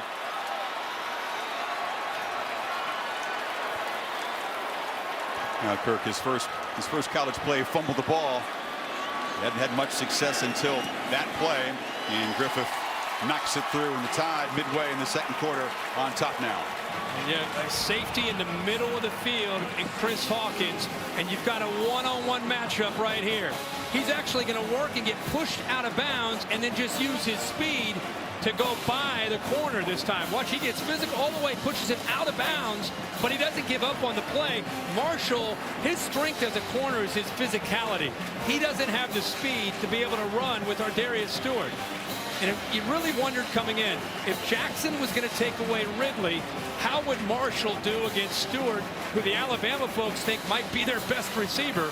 That time, Hurts had time to make the throw by rolling out to his right, and you can see Stewart gets behind Marshall for the touchdown. You see Hurts just plant his feet, rifle that thing, and you said it. Stewart was shoved about 3 yards out of bounds, but just kept fighting his way back into the field. And as long as he's pushed out of bounds, he's fine to work himself back in. Now you can gain as many yards in that play as you had the entire football game. That's one of those big exhales for not only the freshman quarterback, but the entire Alabama sideline and probably the entire Alabama nation who are here and around the country watching the game. Here's Samantha Ponder. Chris, you guys were just talking about how the sideline responded to Jalen Hurts. Nick Saban told us this week they were looking for a guy to win the team over at quarterback, and it just hadn't happened yet. I can tell you from being down here, all signs point to him being the guy this team wants to push them forward. Obviously excited about the touchdown, but he doesn't act like a freshman at all. As you can see right here, this man's in charge. He's leading this group, and they seem to be responding, at least on the sideline so far. Look at the visual, Kirk. He's right in the center. Yeah. All those veterans in his first college Sam, game. I think that's great stuff. And Nick talked about that last year. Who's going to take the team over? Who's going to win the team over? Brown flips it short to Ronald Jones. Not much there. You know, Coker won the team over in a game you and I called when they played Ole Miss and lost the game. Bateman started. He came in and fought his way back, and the rest is history. He kind of won the team over. You wonder, in a game that's going back and forth and has not been the prettiest football game, if this can create some momentum, and then maybe that could be a moment in 16 where Hurts ended up winning the team over, as Sam said. Ware motions into the backfield, takes the handoff, and will be dropped after a short gain. It'll be third down. Anderson stopped him. Very important to see how USC responds to that touchdown. The left tackle right now, not a good sign. Doga is kind of limping around and flexing his right leg. He's got a big brace on that right leg right now too, and he's kind of limping back in position. Not a good sign on third down with Reuben Foster across from you on the outside. Tide do show pressure. It's deflected at the line and incomplete. And down on the field now is the man you talked about, Chuma Edoga. Remember, we said Chad Wheeler, the normal left tackle, not there. Now he's really limping off. You know, this defense lost Kirby Smart. There he is, doing his best to try to stay out there. This defense lost Kirby. They lost Ashawn Robinson. They lost Reggie Ragland. They lost a lot of great players, Jaron Reed, but one thing is certain. They still have athletes, and they still get after the quarterback. That is a mainstay with a Nick Saban defense. Led the nation with 52 sacks a year ago. They have 3 tonight and a ton of pressures. 5th straight 3-and-out for the Trojans, and a fair catch made by Ridley at the 25. So the Tide in front go back to work. 6:25 to halftime. The National Championship Trophy presented by Dr. Pepper. A busy day. It was in Houston where the Cougars beat the Sooners. Here tonight. Off to Austin tomorrow. The Longhorns and the Irish get together. Well, Alabama's got the ball with the lead for the first time after Hurts' touchdown pass, Kirk. And what do you make of SC? They get points in their first possession. Defense is playing lights out until Stewart's catch, and now they find themselves behind. I'm just wondering the moxie of USC. They have fought, scratched to be up 3-0. In an instant, they're down 7-3. They go 3-and-out. How do they respond right here? Well, they get gashed right there by Harris. A positive play, and all of a sudden, the Tide runners starting to get downhill a little bit. Yeah, you just want, again, about the vulnerability of this team. And they have put so much into competing with this Alabama team. And for things to, in the blink of an eye, go in the other direction, you got to show some backbone right here if you're USC. And that's a great start for Damian Harris on that first run. As Edoga makes his way to the locker room. Quarterback keeper weaves around in traffic and picks up about 3. It's an SC team that lost 6 games a year ago. They're a confident bunch. They've been around them, but do you think deep down there is a little bit of doubt whether they're ready for this? I don't know if it's doubt, but I think because of where they have come from, I think it does put you in a position where you build your whole off season and you think that this is the year we're gonna get off to a big start against Alabama. You got a new quarterback and things are going well. Defense is playing lights out. And then, as I said, it's in a blink of an eye, you're all of a sudden down 7-3. It just makes you wonder, this USC teams in the past 4, 5, 6 years, they get punched like that and they may wilter. This is a different year, and you'd like to see them fight through it, a little bit of adversity. But this is a telling time in the game to me. After as well as they have played, they're down 7-3. Yeah, it's a real test of the leadership. Alabama's the kind of opponent, they're going to test the will of every single team that lines up against them. And you can begin to see a bad sign for SC is that Tide running game, the meat and potatoes, is starting to take effect. Yeah, and that offensive line is gelling as we watched him on every series and every snap, because there's 3 new guys up there. There's 4 guys playing new positions. The only guy who is back playing the same spot is Cam Robinson.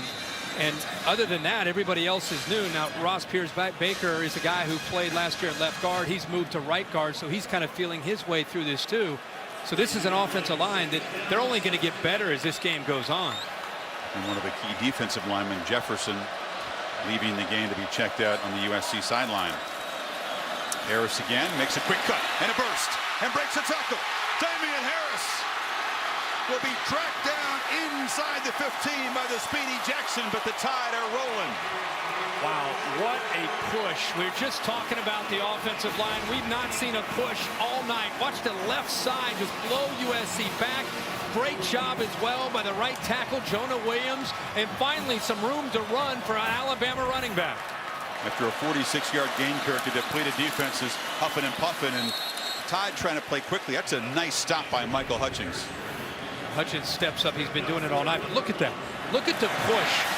It's the first time we've seen him do it. O.J. Howard also picked up a nice block.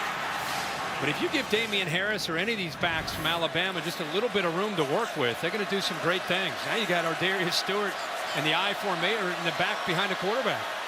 Scarborough off to the right of Hurts as Stewart now motions out. 2nd and 11. And the play action look. Hurts flips it near side. Stewart makes one man miss and jumps out of bounds just across the initial line of scrimmage. It's going to be 3rd down and long. He wanted O.J. Howard on the wheel route, but SC took it away. Does a nice job of showing patience. As a young quarterback, just checks it down and gives his receiver Ardarius Stewart. You know, Ardarius Stewart doesn't get a lot of recognition, but when you get inside the Crimson Tide program, the first guy they want to talk about on offense is Ardarius Stewart. A real leader and a real playmaker, while most of the attention goes to the sophomore Ridley. 3rd downs have been a nightmare for the Tide. This is a straight quarterback keeper. Hurts, not much there. He was 2 for 10. They had the one big touchdown play, but they have really struggled on 3rd down. Marshall forced him out. Nice job by SC after giving up the big run. They forced a field goal here. So we'll see Adam Griffith, a senior. 36 field goals in his career. Got off to a rough start last year, but an incredibly strong finish. 28 yards for the young man born in Poland.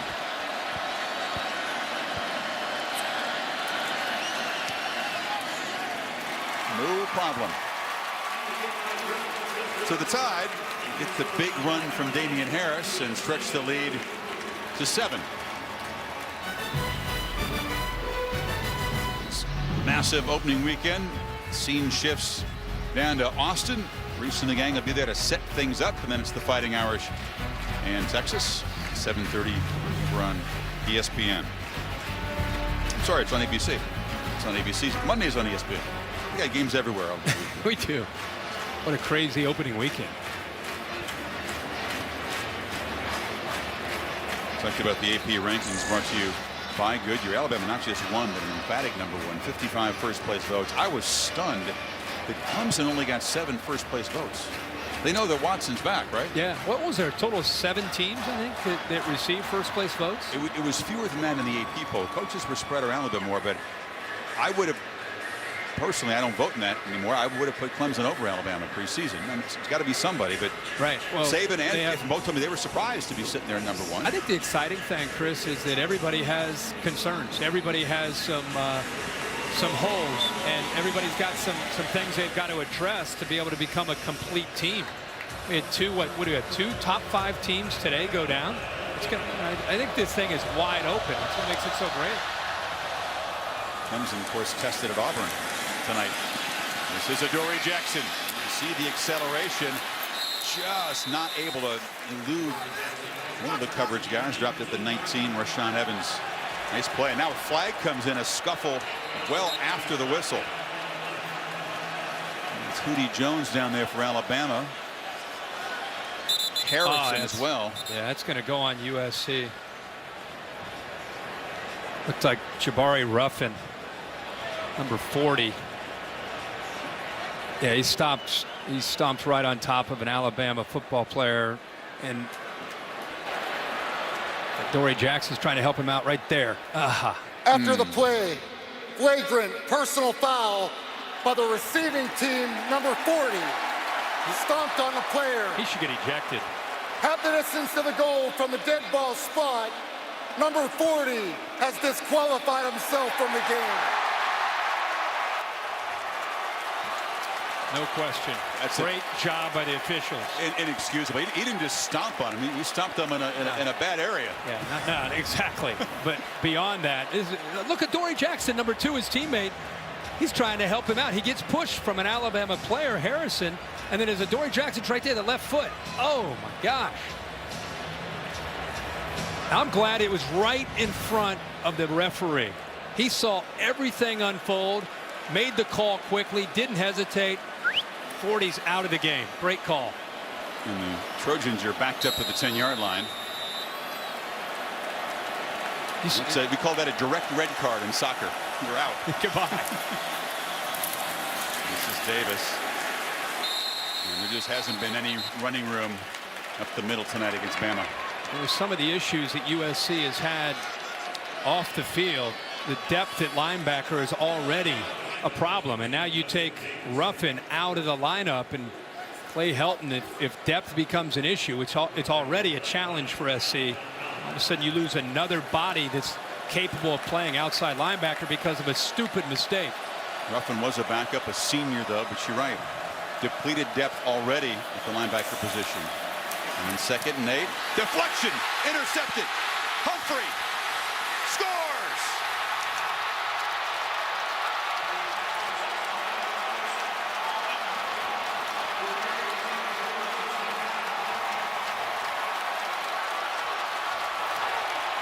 Unbelievably dramatic turnaround. As the tie with a takeaway, a pick 6.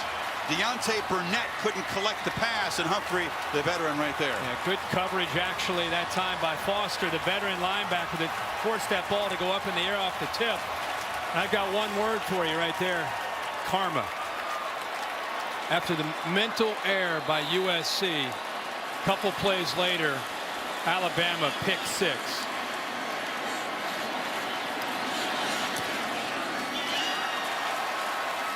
An 18-yard interception return, another non-offensive touchdown for the Tide, continuing last year's trend.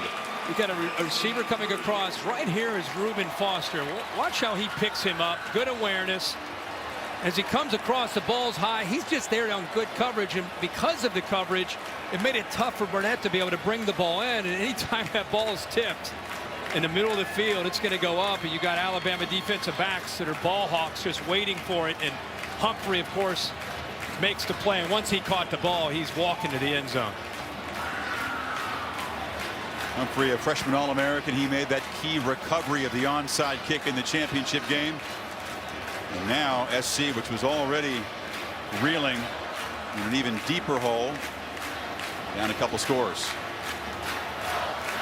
Helton thinking, let's just get to halftime and regroup. Yeah. Without further damage.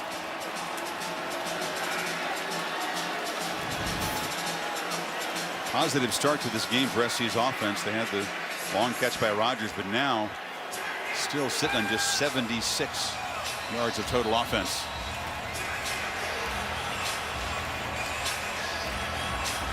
Defense didn't just stop you. They take it and score often. Always a big stat at the end of the year for Bama, non-offensive touchdowns. On the hop, Jackson.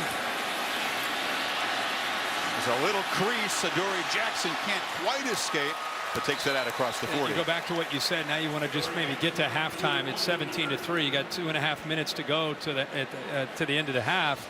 All of a sudden, a big return by Jackson to the 40. Now all of a sudden, I think your mindset may change a little bit if you're Clay Helton. Good point. You know, they have not been able. I talked about all their tremendous skill and all the athletes I don't think we've seen Juju Smith-Schuster yet make a catch. No, he's been shut out. You're talking about one of the top receivers in the country. We saw some frustration from him earlier, but Bama doing a great job of taking away all those big weapons that Max Brown has. Often the criticism was that Kessler went to Smith-Schuster too often, didn't spread the ball around. The opposite problem tonight, they can't get it to the key guy. This is flipped to Stephen Mitchell Jr. Breaks some tackles, still going on the far sideline, down to the Bama 40. It gives you an idea of what Mitchell can do.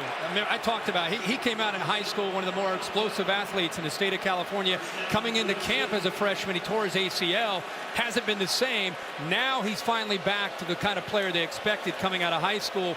You could see when he got his ball, he got his hands on the ball, what he's capable of doing. Very slippery. They spot the ball back to the 44. Brown from the pocket. Loops it down for Rogers, who can't quite make the catch. Had a play on the ball. Again, they worked on Averett, the man they beat earlier. That was catchable. Yeah, and Nick Saban's out halfway on the field yelling at him. That must be their film study.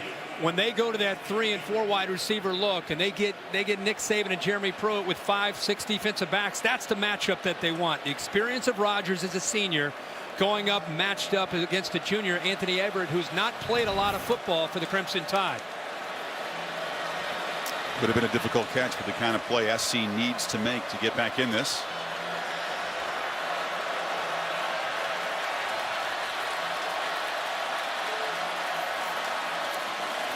Brown takes another shot downfield and loops it up and over the head of Deontay Burnett.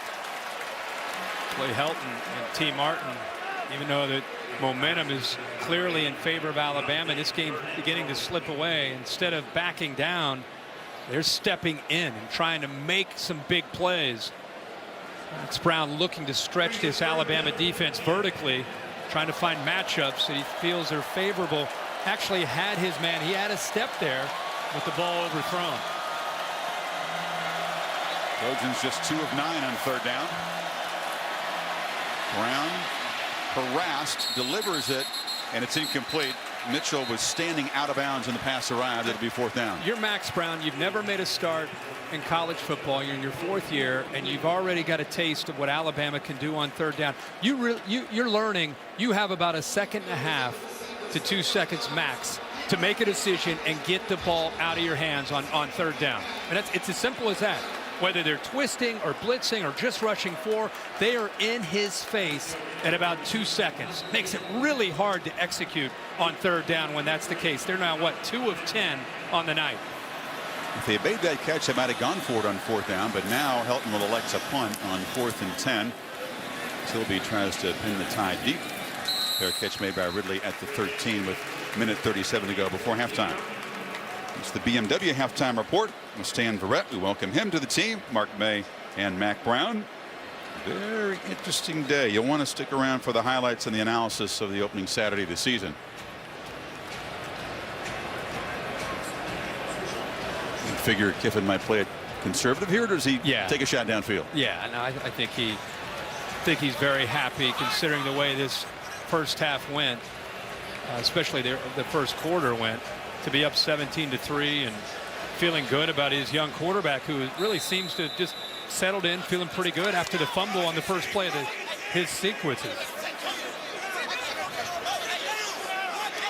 Well, a conversation there with one of the Alabama defensive backs. It's Ronnie Harrison. Scarborough a short gain. Don't often see that in an Alabama sideline. No, he was looking to get after somebody. I don't know if it was a coach or one of his teammates, but he's been chippy all night. There's Coach Saban trying to calm him down. He is fired up. Harrison's 2nd start in a good freshman year. He shifted over from quarterback where he played in high school to defense. Nick has got him calmed down for the moment. 2nd and 7 approaching minutes ago. He's been pretty emotional all night. You want to get emotional against the other guys, though, not against your teammates. No, he's kind of lost control down there, and Alabama's trying to just move past this, maybe getting him in at halftime and just kind of selling everybody down to be good. Well, if you're T. Martin running that USC offense, you're going to have to go in and figure out what she can do, what Max Brown feels comfortable doing against that fierce Tide pass rush. The ground game really hasn't contributed too much for USC. Alabama with just the one big touchdown pass and the pick 6 by Humphrey.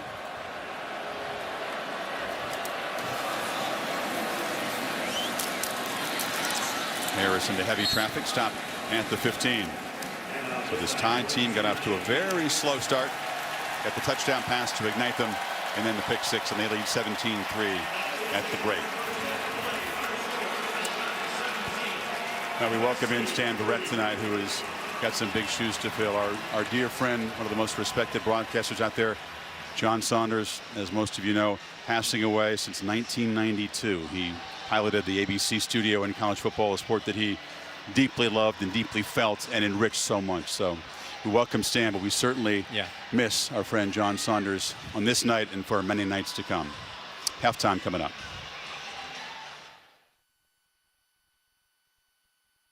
The Tide and the Trojans from Texas. Ball is fumbled, but SC recovers. Hurts shows the arm, throws it into the end zone for a touchdown.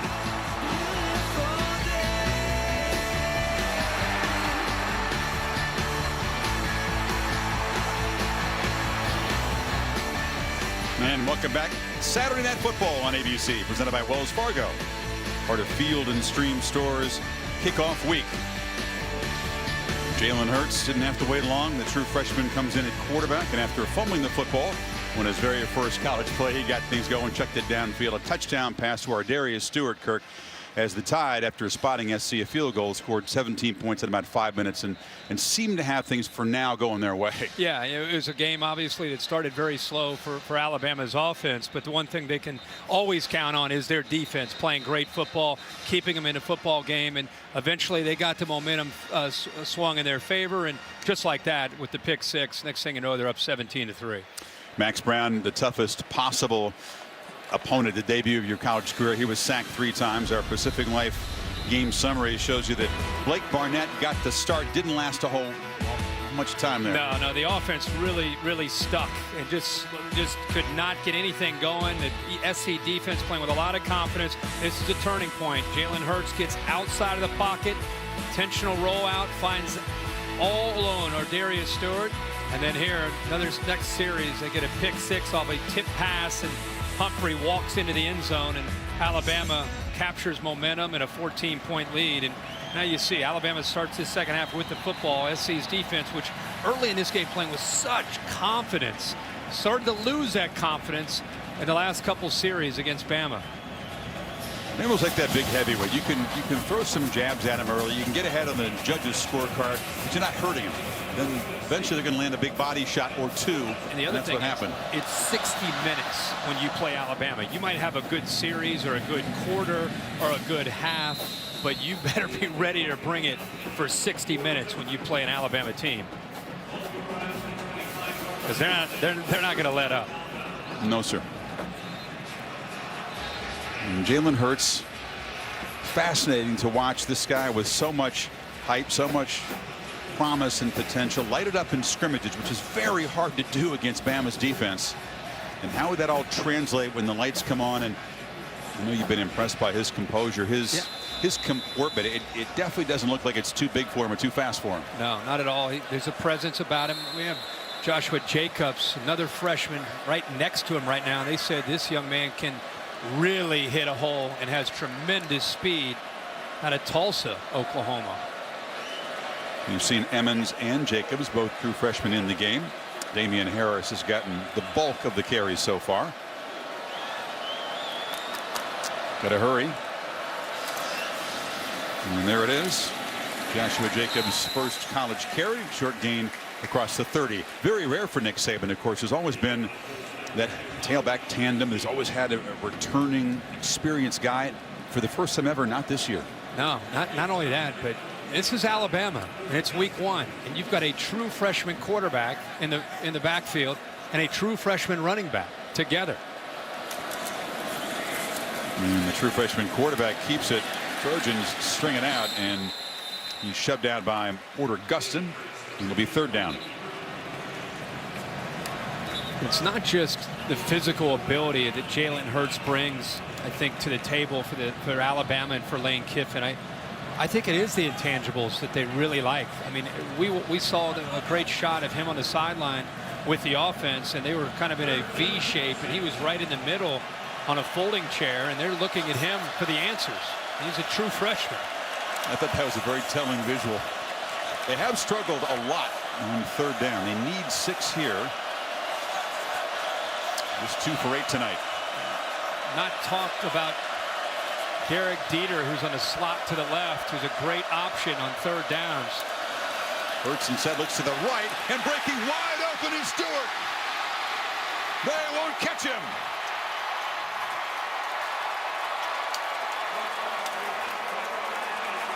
Alabama stretches the lead, and old Lane Kiffin against his former school dialed one up. Well, just a mental error from USC where they didn't just blitz a corner, but they blitzed a safety and a corner. Chris Hawkins comes off the edge along with Marshall. 71-yard touchdown as a result of that miscommunication. Monster night for Ardarius Stewart. He's been number 13, not number 3. Catching passes tonight from the freshman. And Griffith to stretch it to a 21-point lead. The way Bama's defense is playing, it feels like a long way back, even though there's a long way to go. You know, SC's had some ability to blitz and have success, but you know, here's a corner, and he's going to come on a blitz, but Hawkins as a safety, instead of being back, he's going to come up on a blitz. So you just have a receiver all alone walking down the sideline. 2 guys blitz, nobody's back. Mental mistake from an aggressive SC defense that's had success. But what I love is a true freshman recognizes the mistake. Watch his eyes right away. His eyes get out there. He doesn't panic. He doesn't hurry. He doesn't get too excited. He recognized it, put the ball out there, and Stewart does the rest for his 2nd touchdown of the night. And Stewart says, thank you very much. This one's very easy. Watch Kiffin. You see him there, the left, sprinting down the side. Not quite as fast as Stewart, but running like a 5 flat 40. That's a good catch. That's good. I usually find that. That was beautiful. We usually see him kind of raise his arms and signal a touchdown before it happens. He decided he's going to escort the receiver down the sideline. That's good. Look, you can say all you want that it's no factor, it's not personal. Are you kidding me? Oh. I mean, man was fired at the airport. Right. After they came back from Arizona Thanks for State. coming. See you later. Yeah. This is Jackson trying to create desperately needed spark for SC. Bouncing around. Good return out across the 30. To Samantha Ponder. I caught up with Nick Saban coming off the field, and he was pretty animated. I asked him to assess Jalen Hurts, and obviously this is before all that just happened. He must have gotten through to him. He said actually the reason they went with Jalen is because Blake Barnett just seemed nervous out there. He was happy with how Jalen was playing, but really upset about the offensive line and the amount of blocking. He said they were making it way too difficult on the freshmen. Apparently Nick Saban got through to him because they seem all right now, Chris. Exactly right, Sam. You spotted something in Barnett early, Craig. You felt that maybe there was a look in the eye that signaled he wasn't quite comfortable. No, he looked unsettled and unsure after his first 3 or 4 series. That's why it didn't surprise me that they went to Hurts. The problem Prior to the is, snap, false start, offense, number 73, 5-yard penalty. It's 1st down. problem is, Chris, when you give a guy like Hurts a chance, you may not get the job back. I mean, Jalen Hurts may be the quarterback the rest of the way. It'd be hard to argue against that. The rest of the year. Oh, I understand what you're saying. Yeah. Yeah. It'd be hard to argue against it.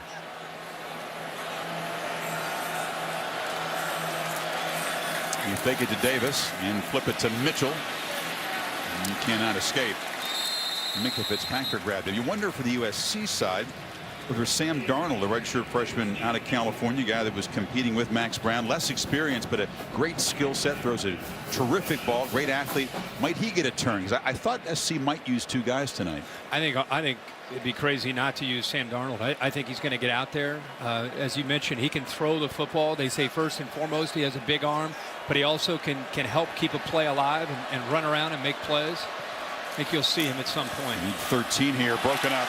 Jonathan Allen got a hand up. And he's the guy that is sort of inherited that Jaron Reed, Ashawn Robinson leadership role up front. Watch his instincts. Look at his eyes. He's waiting. He's waiting as a defensive lineman. Times it up. Almost came up with the interception. That's a guy that's played a lot of football. He's put 25 pounds of muscle on from the last couple years. But that time, just waiting for Max Brown, trying to time it up, timed it up perfectly, and almost came up with an interception. He's one of those guys that has improved his diet, dropped some weight. There's quite a few in the Alabama defense. On 3rd and 13, the pressure comes. Brown dumps it off. It's incomplete. Just no chance. Reuben Foster, the linebacker, was tracking the tight end McNamara. Last year, Alabama could get after a quarterback. We always bragged about the diversity, the depth, and the best defensive line. They are rushing 4 defensive linemen, and you have less than 2 seconds to get the ball out until you're going to get hit. That's not normal in college football. To have 7 in coverage playing zone and to be able to rush 4 and make a quarterback get rid of the football that quickly. So Alabama did it last year, and after 2 quarters and a series, they're doing it again in 16. There's Tim Williams who knocked Brown down. Now the snap is fumbled, and Tilby, instead of picking it up and booting it, just falls on it. Grabs an abundance of caution there. And Alabama will take over at the 13, and it's getting nightmarish for USC.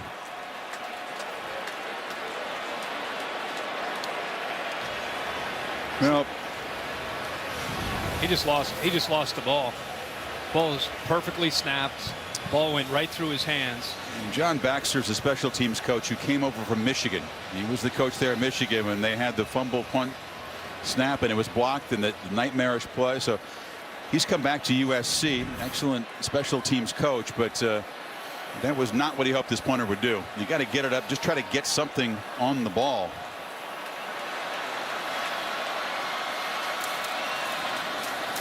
Scarborough, as the Tide try to just about put this out of reach early in the 3rd. If I'm Clay Helton and I'm on the sideline and I'm officially, it's no longer an interim tag, I'm the head coach at USC and this is my team and we're going in a new direction, and I'm watching this right now, I'd have a pen and a little piece of paper, and I'd be taking notes about who wants to compete. Who wants to compete in 2016, or who's going to shut it down? Hurts with the keeper. Just gets the corner inside the 5. Gustin dropped them down. It'll be 3rd and about a yard and a half. Because this defense was playing with a lot of attitude early and a lot of confidence early. And obviously they're sensing that their offense is going to have a long night. You don't feel that same energy that you felt early in the game. Now that one touchdown throw really changed everything, didn't it? Scarborough muscling forward. It'll be 1st and goal for Alabama. They just keep rotating different backs in there. Let's get in there, the other true freshman. Sure, at some point we'll see B.J. Emmons, another true freshman out of Charlotte, North Carolina. They have 4 backs that they have a lot of confidence in. Whistle and a false start by Alabama. That one play, you're so right, changed everything. Stewart's touchdown catch. False start. Offense number 74. 5-yard penalty. It's 1st down. And consider what you've had since then. You had an ejection, Jabari Ruffin. You had a pick 6, a coverage bust, a punt snap just dropped and fallen on. Yeah, it's been an avalanche. It went fast. I mean, it didn't gradually get away from them. It just happened in the blink of an eye. I think it's a combination of their own doing and self-destructing, but also Alabama is starting to kind of get some traction and create some of their confidence after trying to replace all those great players from a year ago. Empty backfield. It's a straight ahead run, and Hurts goes straight ahead for a touchdown. His first rushing touchdown. A very promising looking career. You know, this is what you're going to have to defend now with Alabama. It's kind of like when Blake Sims was there, but with Hurts, the freshman, there's more power. It's not just great athletic ability and speed.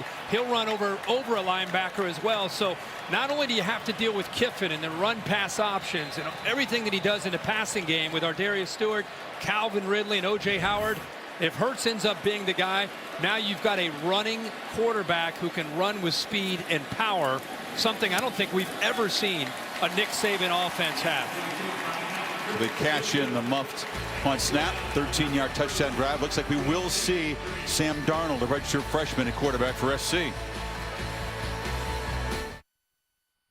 You're watching the Dr. Pepper Championship Drive Game of the Week.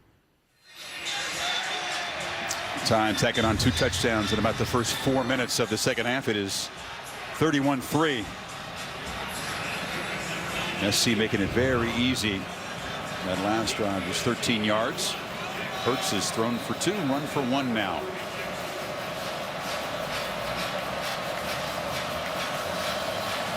And SC will make the change at quarterback. This is Griffith with a sky kickoff. Very short, bounces around, still loose. And now collected. Very short return by Jack Jones. Yeah, we talked earlier about Bradley Bozeman, the center, how he's going to do replacing Ryan Kelly. Watch him in the middle of your screen, 75. He drives the defensive lineman here, Dorton, all the way into the end zone, and that's really what allowed Hurts to score. But Bozeman, I think, starting to settle in, trying to fill the big shoes of Ryan Kelly. You mentioned Kelly in the open. Here's a guy who's one of the great centers ever at Alabama, and there's a great tradition. He's going to be a day-1 starter for the Colts. Snapping the ball to Andrew Luck. Imagine a game like this. Yeah, everybody's talking about replacing Derrick Henry or Jay Coker, but you talk to Alabama, it's more about who's going to replace Ryan Kelly. Well, replacing Brown at quarterback is Sam Darnold, big strong guy, and Sam, it's not an easy position to come in, but Sam's waited for this chance. No, it's not. Clay Helton came over to him and let him know he was going in. Max Brown actually warmed him up right after that, and Clay came and told Max to stay ready, to keep his helmet on, that he might go back in. I'm not going to lie, though, Chris, looking at Sam right before he ran out, he looked nervous. That first completion was good, but we'll see how he does here. The San Clemente High School ran for a touchdown. He almost bobbled the snap, and it's a mishandled handoff to Rojo. Ronald Jones is dropped, and everything is going wrong for SC. We saw the other freshman quarterback when he first got in there for Alabama. Jalen Hurts fumbled one. That time that snap came back so fast. He was lucky he was able to secure it. San Clemente High School, he was an amazing athlete. Played linebacker, played receiver, played basketball, played baseball. He's one of these kind of guys that they feel down the road can be a very special quarterback for USC. I love that they're getting him some reps tonight, because that could pay off down the road once they get ready for conference play. Tough 3rd and 10 against this pressure. Darnold just rolls out and runs for his life, and Rashaan Evans forced him out, and here comes yet another 3-and-out. Again, rushing 4. Evans moves from linebacker down to that defensive end spot. They get a lot of speed on the field when you get to 3rd down, and it's a race to the quarterback. Those 4 guys, it's who can get there first. And Tilby, who fumbled the last snap and then just fell on it, back again. SC getting out to that positive start, suffocated since. Tilby gets the punt away. It's a good one, and Ridley makes the fair catch at the 38, and that's where the Tide will take over, trying to stretch this big lead. Saturday Night Football, presented by Wells Fargo. Brought to you by the all-new Honda Ridgeline, for truck tough things and everyday things. AT&T, mobilizing your world. And Shop Field & Stream, where traditions begin. We appreciate Goodyear's aerial coverage. Whether you're kicking off a long drive or a short trip, choose Goodyear for superior performance. Goodyear, official sponsor of the College Football Playoff. College Football Playoff is where Alabama fully expects to be each and every season. This is just an opening statement. Long way to go. Very little for the Tide to complain about since that first quarter.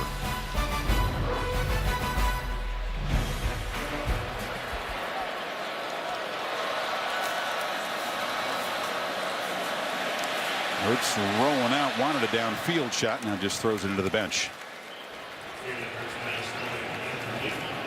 Take a look at the Pacific Life game summary, Kirk. Max Brown for SC. Long-awaited start. Began 7 for 7, 4 for 17 since. Hurts began with a fumble, but has gotten a lot better. Hurts, of course, has settled in and made some plays. See at the bottom there as well, 26 yards rushing and the touchdown in the last series. Max Brown, a rough night, 11 of 24, only 88 yards. This has to do with his inexperience and Alabama's defense doing a great job of pressuring him every time he drops back to throw.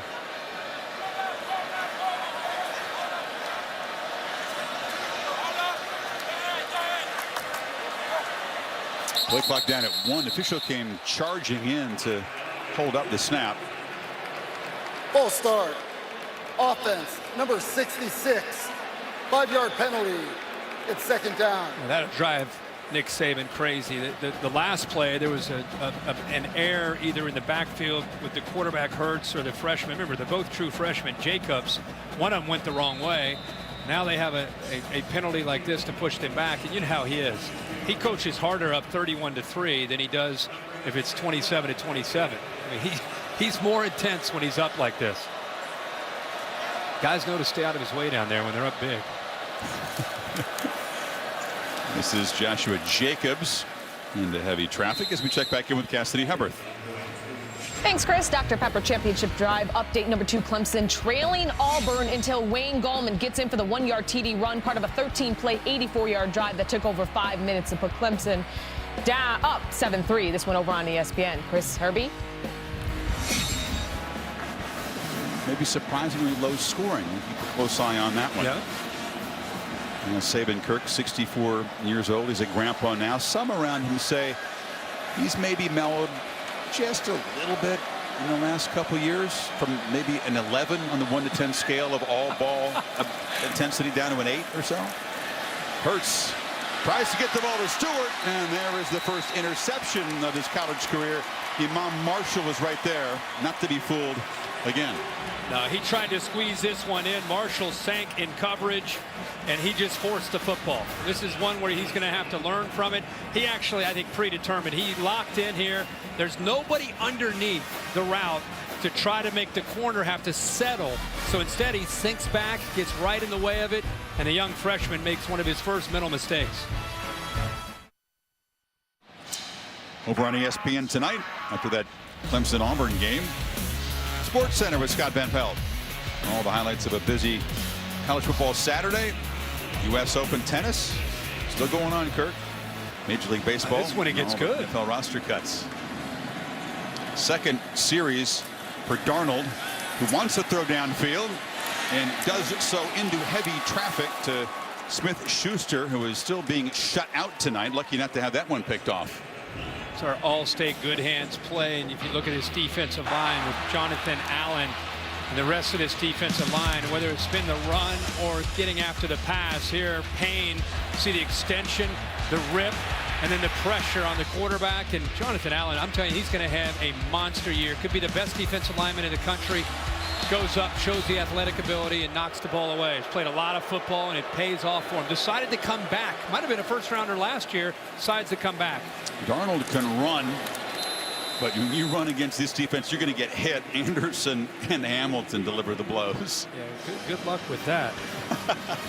I don't know. Coach, you sure you want to call that one?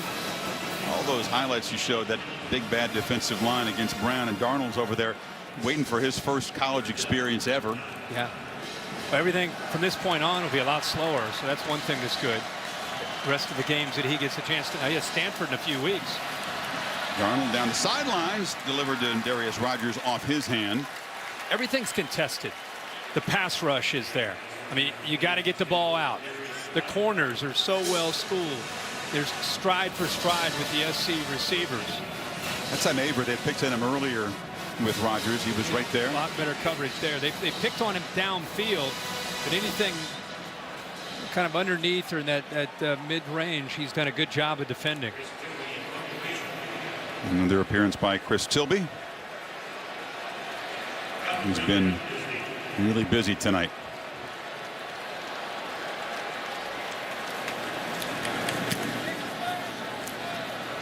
Ridley will have a chance. But the Trojans fly down on coverage and drop him at the 14. Well, next Saturday morning, College game day, built by the Home Depot, heading to Bristol.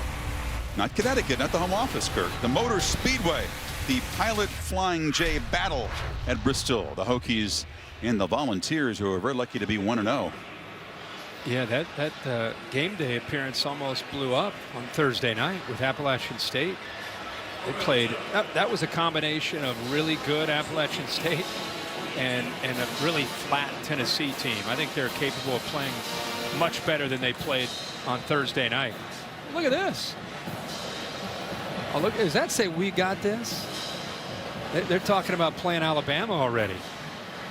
Yeah, that's what it says. And do they still think that after watching this ball game? Little swag for a bunch that almost lost to the Mountaineers. As B.J. Emmons' ball comes out, he's able to recover it. You gotta love the SEC though. They were watching on this giant screen as A&M was battling UCLA. Of course, the Trojans rival. Things going back and forth late in the game, and then into overtime. And Alabama fans rooting for A&M. I don't think the Trojan fans necessarily pulling for UCLA. It was hard to tell. No. But they were oohing and eyeing whatever was going on. That was a great finish. What a great game. He's surviving. This is Harris bursting free again. Stutter step. Damian Harris off to the races. Jackson giving chase. And able to track him down at the 5. Harris will not win that foot race against the speedy Jackson, but he's having a night. Chris, watch Bozeman, the center, again, right here. Double team with Cotton, and then Cotton works up to the linebacker, and that's where he's able to find the seam. Great combination, double team, linebacker, and that's exactly where Harris goes. And then, of course, he makes the safety miss, who came up and run support. Poor effort by Tell, the safety, but great job by the line up front and by the sophomore, Damian Harris, who I think is a great fit in this system. He got 73 yards, and now Hurts rolls out and scampers in.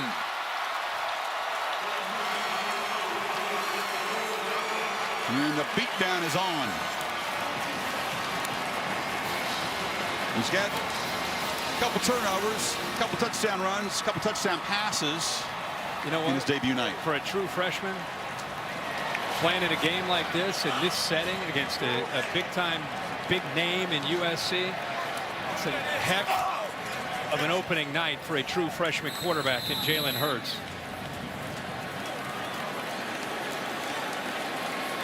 Damian Harris and that offensive line did all the hard work to set up that score. And this is beginning to feel a lot like Alabama's last visit to this building. Yeah. When they smacked Michigan State around in the Cotton Bowl. I think the nation, it is that, again, that great run by Harris. And, you know, there's so much talk about Bo Scarborough being the guy because he's so similarly built to Derrick Henry. But I always felt watching him in practice that Harris is more of a Mark Ingram type of back, and his ability to move around left to right and make you miss is exactly what he did there to the safety, and I think just killed the will on that SC defense in the very next play. Wasn't very fancy. It's pretty simple. Quarterback sweep. Look at O.J. Howard get a nice block there to set that edge. And there's no other USC defenders to slow down the speed of Jalen Hurts into the end zone. And Lane Kiffin will say it's not about me against SC. But it's still pretty satisfying. You know, he's dogging him about getting caught from behind. That's what he's getting. I don't know how many running backs are going to run away from Adoree Jackson. That's true. He's like a track guy. Well, that's what he's an Olympic long jump contender. I mean, the dude's about one of the fastest guys in the sport. Lane's still going to bust on him. I mean, anytime you get caught, it doesn't matter if it's anybody chasing you down. Usain Bolt chasing you down. You're still going to get teased. This is Jackson now as a returner. Doesn't seem too gassed from chasing down Harris. Still fighting for every yard. He's still competing out there. Monday night, this opening weekend of college football will wrap up. Will be in Orlando. Ole Miss and Chad Kelly against Dalvin Cook and the Seminoles. 8 o'clock on ESPN. The star power in that game.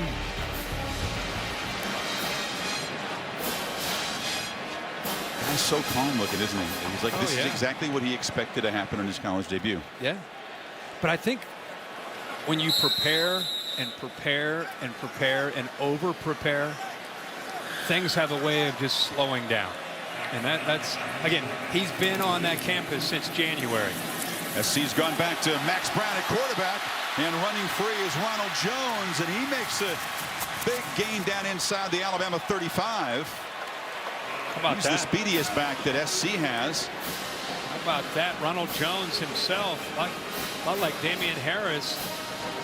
A nice double team by USC on that play side, and finally get a chance to see Ronald Jones out in the open field. I'm surprised that Alabama was able to catch up to him. He stumbled there a bit, but he's got some speed. And a pump fake now does drop it finally. Juju Smith-Schuster, the star receiver for SC, with his first catch. And inside the 25, waited a long time for that. First catch, who would have thought that? 5 minutes to go in the third quarter. A guy who you would expect to have come in tonight and had plenty of opportunities, but Bama has shut him down, made him a priority, and forced Max Brown to look elsewhere to try to have any kind of production. Man who had 89 catches a year ago. High snap. Brown collects it and flips it off to Jones. He cannot escape. Wrestled down on the far side by Hamilton. It shows the collective speed of that Bama secondary, because you're right, though. Jones is a sprinter. He's on the 4x100-meter relay team for SC in track. Yeah, I mean, it's not only the secondary, but you're looking right here. Reuben Foster and Sean Dion Hamilton, the linebackers, can really run on this Alabama defense. You go side to side, you better be ready. It's a makeable third down for SC, and they only need 2, and Ware's going to get it. You know, Foster, Hamilton, a number of guys, John Allen up front, lost 10, 15, 20 pounds in some cases to get quicker. I think perhaps the Clemson game, when they were tested so much in the perimeter, it was a little bit of a, I mean, they win the championship, they're still looking for ways to improve and get faster as a defense. I think they went up against a great quarterback and a great scheme that night. And Ware breaks free and is knocked down inside the 15. it's always great when you can win a championship and still walk away from a season and have motivation to need to get better. I mean, that's very rare, where you can stay hungry. I mean, this has been going on in Tuscaloosa. Think about this. In 08, they had a great team. They didn't quite beat Florida and Tebow and get to the championship. In 09, they ended up beating Texas. And from that point on, it's pretty much Bama is either in the championship or a series or 2 away from the championship. Jones just wrestled down. Yeah, that's a hold by Juju Smith-Schuster. This frustrating night continues. You talk about Bama's tradition, Kirk. We're so used to seeing this defense that features 260, 250-pound inside linebackers. Holding. Offense. Number 9. 10-yard penalty. Repeat. Second down. It's a very different look. Very different look this year. It is. They're more in the 230, 225-pound range. And faster. Yeah, a lot faster. The big knock and question was, when you lose so many great players from last year up front, would they have the depth? I mean, when you look at them on paper, you have Tomlinson, you have Payne, you have Jonathan Allen, Deshaun Hand, Tim Williams is up front, Ryan Anderson. What they've done in situations with Sean Evans, who's playing more middle linebacker, he'll go down as a defensive end on third downs, but they don't quite have the depth. But boy, it hasn't shown up tonight. They're not fatigued at all. In the pocket on 2nd and 14, broken up across the middle. Mitchell well covered by Minkah Fitzpatrick. It's tough to beat that guy. Talking about a guy who walked away from a championship game motivated. He was the guy that Hunter Renfrow beat twice for touchdowns, who was a walk-on, a high school option quarterback walk-on, beat one of the best corners in the nation as a freshman coming in, beat him twice. Terrific receiver, though. Oh yeah. But I think he used that as incredible motivation, as if he needed any more. But he used that game to really get him ready for a big year this year. 3rd and 14, Brown harassed again, flips it over the middle and over the head of Smith-Schuster, who was well covered by Ronnie Harrison, and it's 4th down. Bama's got a guy down. Tomlinson. It's big Dalvin. senior starter. He's being helped over there. Guys up front still beefy. I mean, they have not gotten lighter. They're still anchored up there by Tomlinson, Payne. Allen's almost 300 pounds. It's their but turn. leaner in the back. Yeah, Chris, as you know from following these guys and being around them, we watched them last year practicing. We love that defensive line. And, you know, last year it was Reed and Robinson and some of the others getting a lot of attention. And Tomlinson and Payne and Hand kind of had to sit there and wait for their time. Well, their time's now. And I think there's a lot of excitement, a lot of fire within them to take advantage of their opportunity this year. Matt Bormeister from 41. And this time the lefty with less drama. Doesn't need a carom shot that rolls across the crossbar. Just knocks it through. And USC trying to make things look slightly more respectable. Well, you come into the season, Kirk, and there's so many questions. The value of the polls very dubious in the early going, and I was a little bit surprised. I think Saban was and Kiffin was that this team gotten so many first place votes. They're looking very much like a team that wants to pick up where they left off last year. No doubt. Off to a slow start offensively, but not the defense. The defense came in, locked in, ready to go. And it's just going to be, we knew before this game started that this team had a chance to be one of the best defenses in the country, if not the #1 defense. And as we leave tonight, they haven't done anything to make us think any differently. The offense is only going to get better, and it looks like it's Jalen Hurts' show. And that's what we've learned tonight. And they're going to only grow and only become that much more challenging to defend as he gets more experience, and his ability to run and throw becomes a problem for defenses in the SEC to try to slow down, because it's not just Lane trying to throw it with all the things he can do. Now you got to deal with a quarterback that can create. That's a nightmare for a defensive coordinator. Yeah, that's a great point. And an O-line that looks like they're going to be a problem for opponents as well. Kickoff will bounce out of bounds, so the Tide will take over at the 35. Let's check the Pacific Life game summary. Jalen Hurts, he couldn't have a less exciting debut to a college career. A miscommunication, the fumble, and the Trojans pounced on it. Couldn't capitalize on it, and then things got going. This is the play that ignited the entire team. Stewart knocked out of bounds, comes back in, makes the catch. He kind of jumped into that throw and threw it perfectly to Stewart. And last time they had the football, he walks around the edge there into the end zone, and I think he's just continued. How about after the fumble? It wasn't, oh my gosh, panic. Let's go back to Blake Barnett. It was just, hey, he's a freshman, made a mistake. Let's put him right back out there and let him kind of get his feet underneath him and give him a chance to make more plays. Well, let's take a look at Blake Barnett, who was the starter. Now it looks like he's coming in on mop-up duty after Hurts sits down, and Barnett escapes, and he'll be dropped for a short loss. SC's second sack tonight. The reason why Barnett was taken out, Nick Saban telling Sam that he just looked a little nervous. Didn't seem like he had the right look in his eye. Now far more relaxing to come into the ball game up 32. Would you say? Yeah, no doubt about it.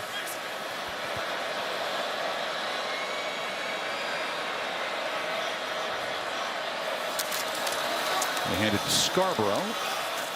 He methodically picks his way, and the pile gets moved forward out near the marker. It'll be 3rd down and 2. Scarborough, the big physical back. An offensive line, Chris. From the beginning of the game to now, combination of them getting better and more comfortable, communicating better. Scarborough fights right near the 45. That's where the marker is. And I think where they're going to spot it, it's going to give a first down to the Tide.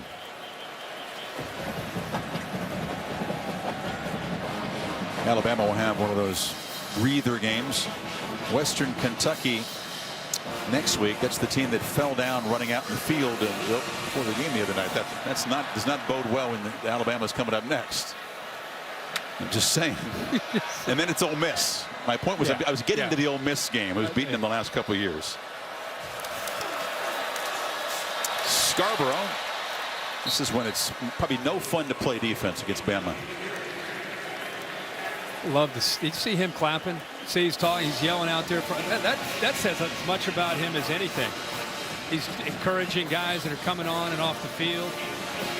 Kind of, from an intangible standpoint, in a different way. You know how Jameis kind of had that alpha presence even as a freshman? Kind of reminds you a little bit of that, the way players respond to such a young player. I see your point. A different personality style, though, wouldn't you say? Totally, I mean, Jameis was so big and so gregarious. Totally I'm just saying the way the team responds to him. This is Barnett. Delivers down the field, and O.J. Howard hauls it in and has a 1st and goal for Alabama. And the hero of the championship game victory makes a play. He wanted one-on-one matchup to his right. Watch his eyes. He has Ardarius Stewart. He thinks he's going to go there. Comes off of it, moves the safety to the right, and opens it up for our O.J. Howard, who we've not seen a lot of tonight. But a good job by Barnett that time, thinking he had the matchup off to the right, came off of it, and found Howard with a step or two on his man. Howard, one of those juniors who came back for his senior year, trying to make another championship run, gains 40 there. Tied in business again at the end of the 3rd quarter. Back after this message and a word from your local ABC station. Our Dr. Pepper Championship Drive Game of the Week. Alabama 38-6 at the beginning of the final quarter. And the Tide threatening to pile on some more points. Jalen Hurts perhaps done for the night. And the starter, Blake Barnett, back in to mop up.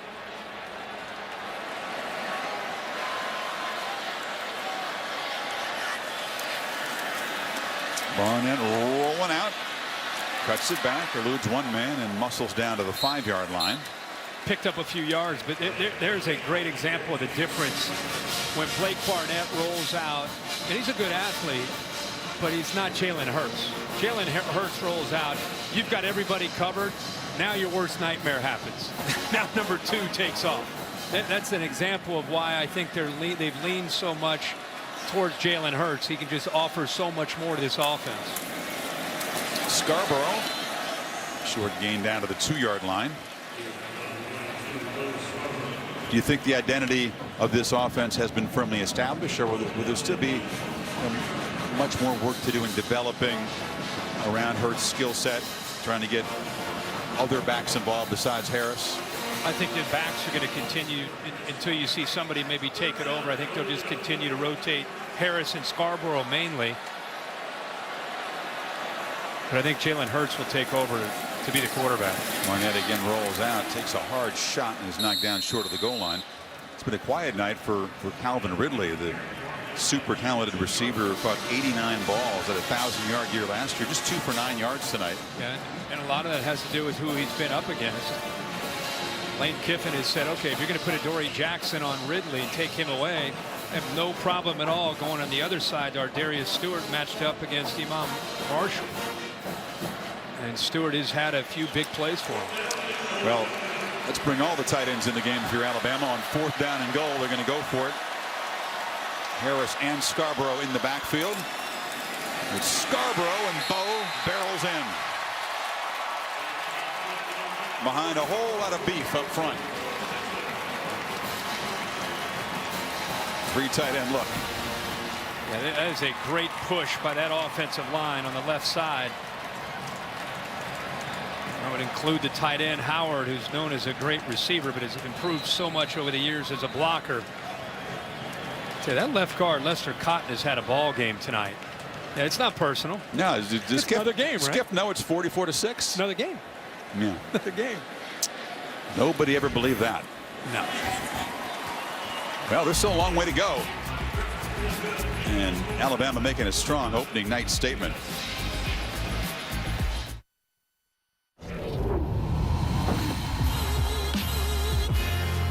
Let's go, guys. Come on. We got to work today, man. Ain't nobody supposed to be walking here. Come on, you got to burst. Punch in the lockout with some strength. You got to challenge yourself. There you go. That's what I'm talking about.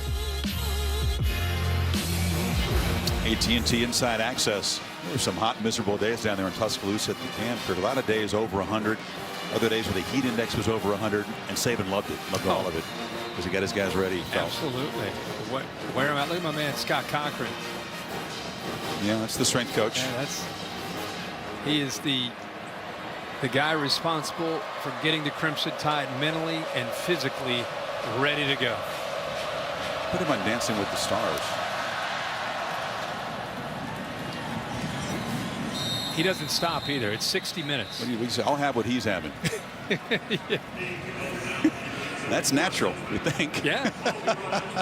He's even more intense man. at practice. To watch Alabama stretch at a practice is worth the price of admission. He's got to be the highest Just to paid watch strength him. coach, right? I mean, You can't understand. He's yelling, and they know what's going on. I mean, we were there on Thursday, and he's yelling, and it's 15 minutes of craziness. let's just put it. Yeah, put him. Just keep him put there. him in the box. And he won't stop. It'll be great. We could just not talk for 13 minutes and just watch him. Brown hands it off. Davis dropped for a loss there, and Scotty. I'm telling you, just keep him there. You have to. I'm done. I'm just going to watch. Jennings, one of the reserve linebackers, getting a rep and making a tackle for loss. No, he has. I guess you want to keep eating. You know him. Got to keep interpret what he's doing here. Well, he's saying, "Keep feeding me. Keep feeding me." We're only up 45-6. Now he's got an assistant. We may have time to get the assistant in too. Now, the assistant goes to a whole different level. How do you go to a different level than that? Brown, short completion there. Yeah, honestly, though, the thing about this Alabama team that I think has a lot to do with their success, Scott Cochran pushes the envelope year-round. And Nick Saban works on the mental preparation probably as much as any coach in the country. And it has everything to do with his relationship with Scott Cochran and pushing the right buttons. Talking February, March, April, and May, year-round. Brown chased on third down into traffic. It's complete underneath. They're tackled immediately for a loss. Now watch it. Defense is going to come off the field, so he's.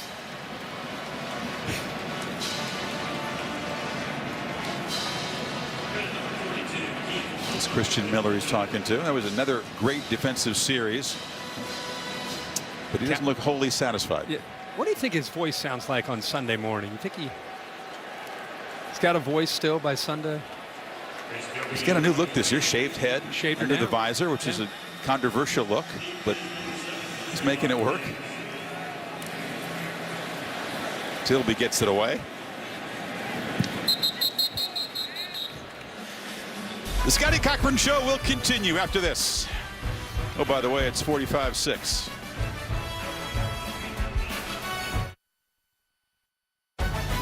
Saturday Night Football, presented by Wells Fargo. Security, convenience, together. Wells Fargo, together we'll go far. And in part by Ford, we go further so you can. And Michelin, a better way forward. Goodyear with our aerial coverage. Choosing the right tire is no coin flip. Kick off every drive with Goodyear. Goodyear, the official sponsor of the college football playoff. Going to collect ourselves here for the final 11 minutes or so.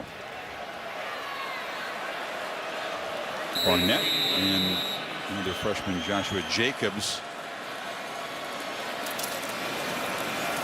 And Barnett on the slant. Nice catch made by Cam Sims. Everybody's getting a chance to make a play now.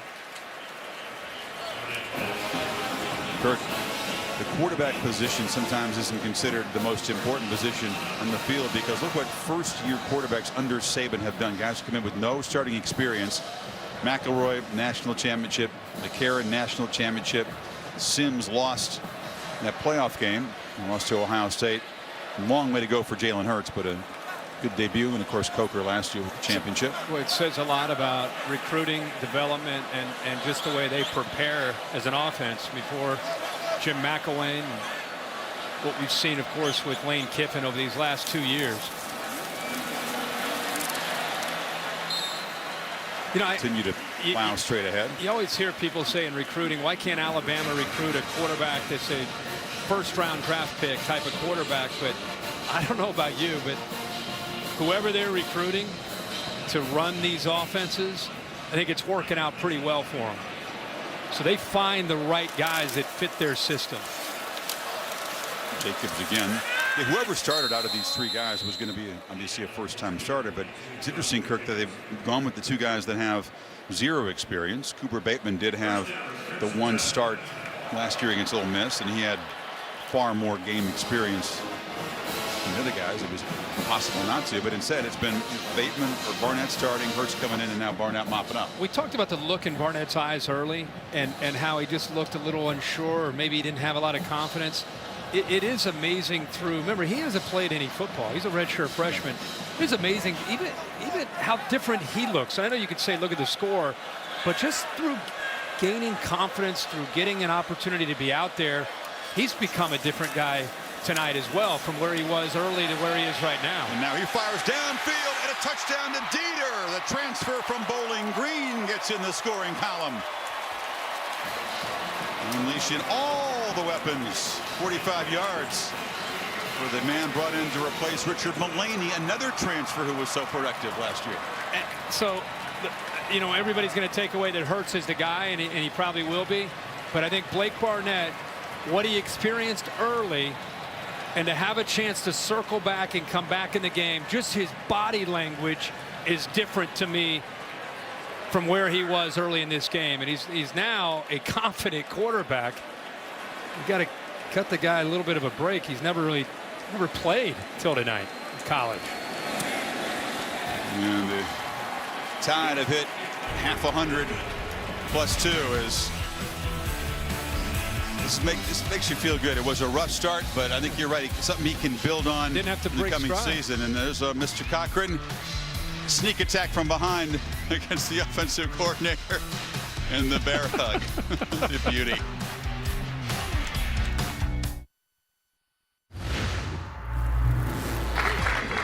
This is the fourth time I have hosted Alabama here at the White House. So clearly I brought you some good luck. In fact, you could call me Obama.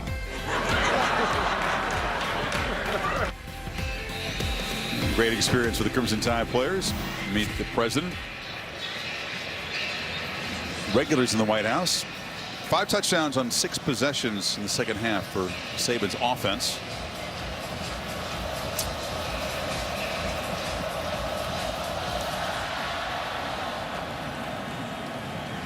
And once again, Griffith's kick too deep to be returned.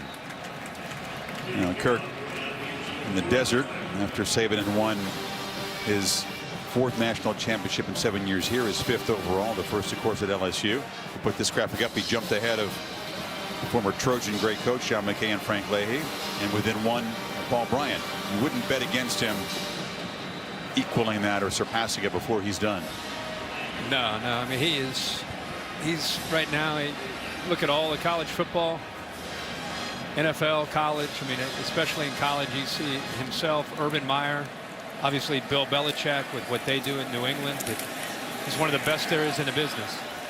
Sam Darnold back at quarterback, gets it that quickly to Deontay Burnett. We were talking earlier about the perceived incremental drop in intensity by Saban. You know, a guy like different guys who work for him. Kirby Smart is now at Georgia left and said that, you know, he's maybe a 7 or 8 on the scale of 1 to 10. 10 being all ball, manic, tunnel vision, obsessed.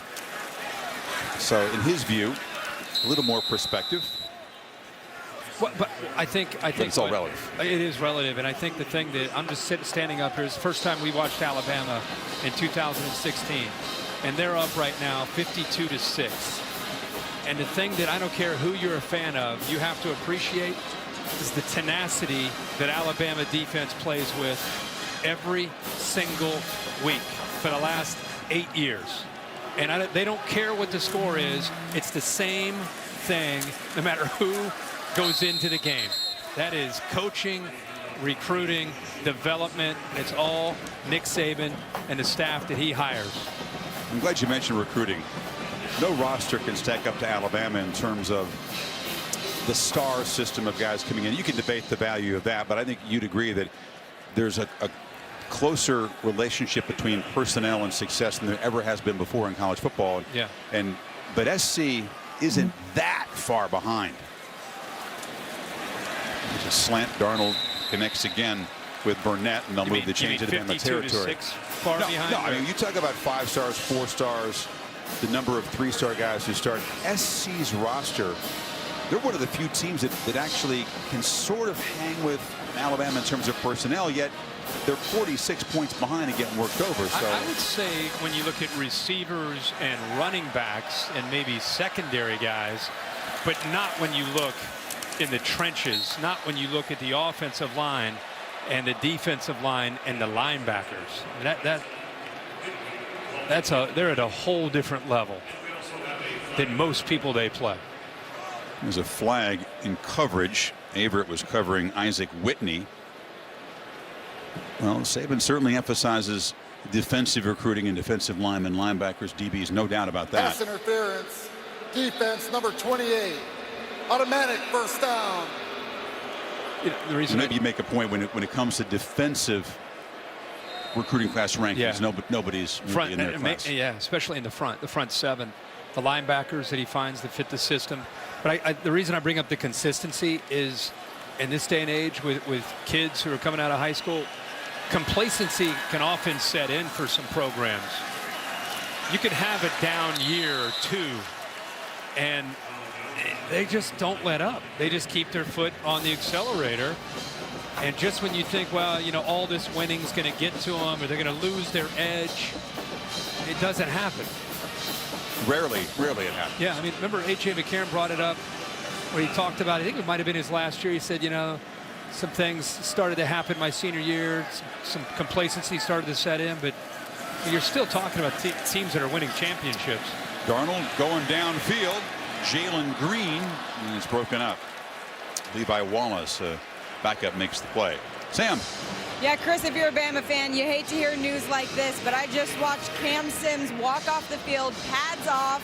He had spent a long time in the athletic trainer's tent. We couldn't figure out what was going on. No official word, but his entire right shoulder was wrapped up, wearing a sling on that right arm. So obviously that's not good news. Oh, that's bad luck because Sims has been a guy that's been hurt by knee injuries, an ACL, an MCL. A junior. Kirk has waited a long time to make an impact, and that is a piece of bad news. And all that hard work, he'd worked himself up to probably be in the 4th wide receiver or in the rotation. Flag down as Darnold loops it downfield for Jones, broken up. Flag goes back near the line of scrimmage. Yeah. Hate to see that. He gives him a different look too because he's 6'5", big target.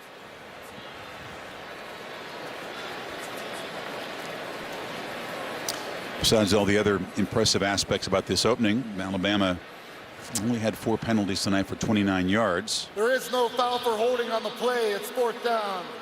They pick up the flag, and it'll be 4th and 9 for the Trojans. And another visit from Chris Tilby, the punter. We told you about Chris Tilby, who grew up in Australia playing basketball and cricket. One of the tallest guys on USC's team. In fact, both punters among the tallest guys on their team. We stopped talking about Scott because he was busy early. Then he hasn't been out there for a long time. We haven't seen him in a while. What part of Australia is he from? He's from Melbourne, where they play the Australian Open. There's a group called Pro Kick Australia, which is a springboard for a lot of Aussies who want to get college scholarships, usually as punters and kickers, because it's a natural extension of Australian rules football. They're all over college football. You do me a favor and set up the scene for you this week at US Open. You have a big week this week at Flushing Meadows, right? This is where it gets serious. Is that what it's come to? You're asking me about tennis? Yeah, I'm curious because I like watching the night matches. Crowd gets into it. It's a very different atmosphere. They get too into it actually right now. The roof is keeping in a lot of the noise. I don't like this. And there's almost a constant conversation. There's a cocktail party going on around the court. A lot of the players have been complaining about that. So that's one issue. But yeah, we get back there Tuesday. I won't be with you next week. We'll carry through the finals as Serena tries to make some history, and looking forward to it. Good. Looking forward to watching. Didn't think we'd be talking tennis. Can you give me a quick potentially big match coming up this week? Nadal Monfils would be a terrific quarterfinal. Rafa trying to get his way back. Juan Martín del Potro has been a great story. Champion in 2009 and won the silver medal in Rio. Very popular guy from Argentina. He's come back in the mix. Who's the man to beat? Andy Murray and Djokovic are still the 2 clear favorites. Yeah, Djokovic would Djokovic healthy? Seems to be. Is that right? He had a scare in his first match he's had. I'm going Murray. Okay. All right. I like it. I hope that your tennis predictions are better than my tennis colleagues' football predictions are. My guy Brad Gilbert said SC by 10. Upset alert. Take it to the bank. He's a Pac-12 guy, man. Not so fast, my friend.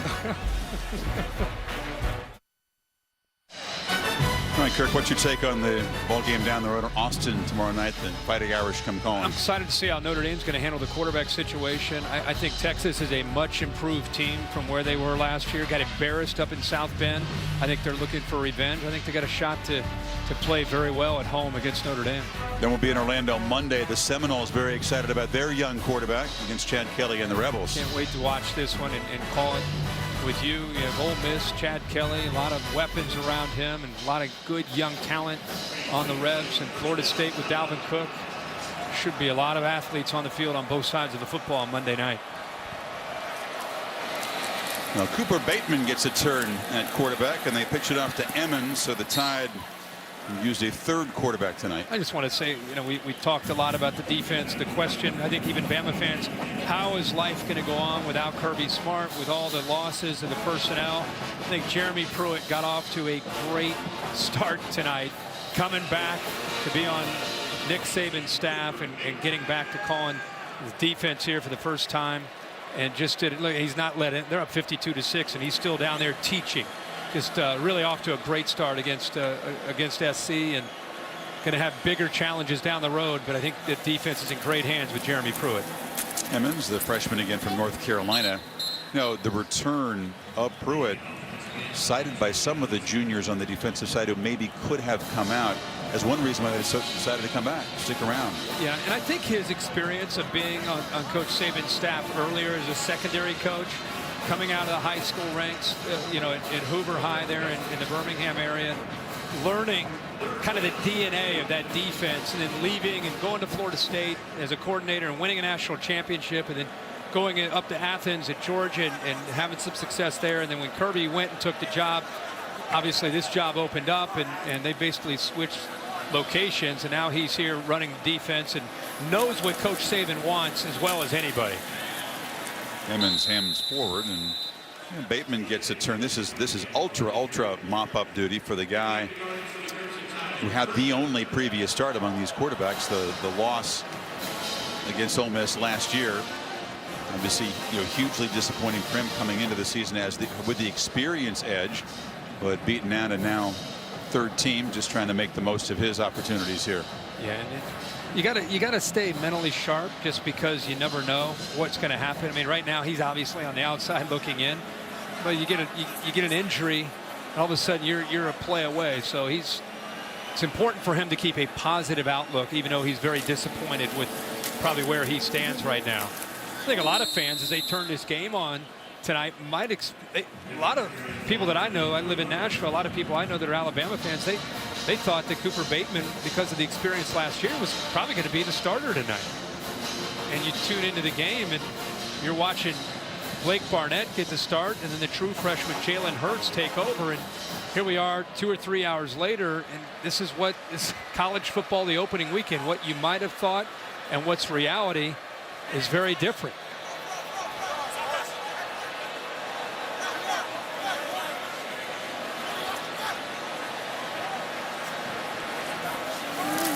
High snap. Bateman collects it and will just slide down to the 10. Ball comes out again, but it's no fumble. Not easy when you come in and everybody's focus is kind of lost. You got some backups up there. Talked about the Hilltoppers next.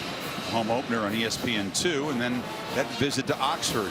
And the last couple times Rebels have gotten them. That's a game on the 17th, and then Saban's alma mater, and Kentucky. Back-to-back road games against Arkansas and Tennessee. Got to visit LSU. Circle that one November 5th, although the Tigers a little bit deflated already with a loss.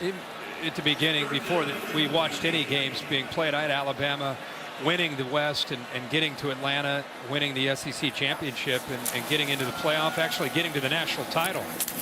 And you look at that schedule after what we've watched this, and it's only week 1, but after what we've watched, I mean, they look really good.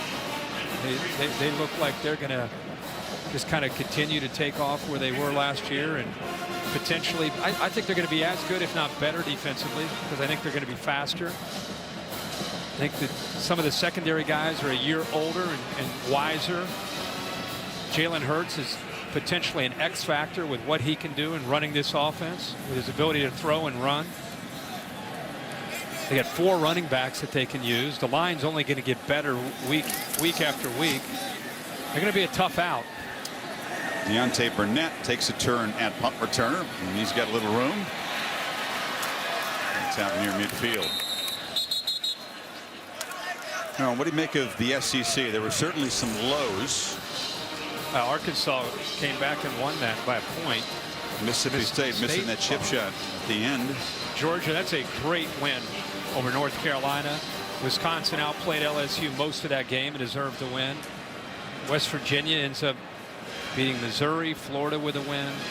A&M in overtime. That was a great win over UCLA. And it's not, that doesn't include the Tennessee Appalachian State game on Thursday night, which wasn't a strong performance by the SEC. Auburn's defense doing a strong job tonight against Clemson, but still down by 10 against the Clemson Tigers. And of course, you got Ole Miss against Florida State, underdogs in the game Monday. USC with the toughest rated schedule in the country, says the FPI. We're going to see them in a couple weeks up in the farm in Palo Alto. It's a conference opener. They happen to play the 3 toughest teams from the North Division, 2 of them on the road.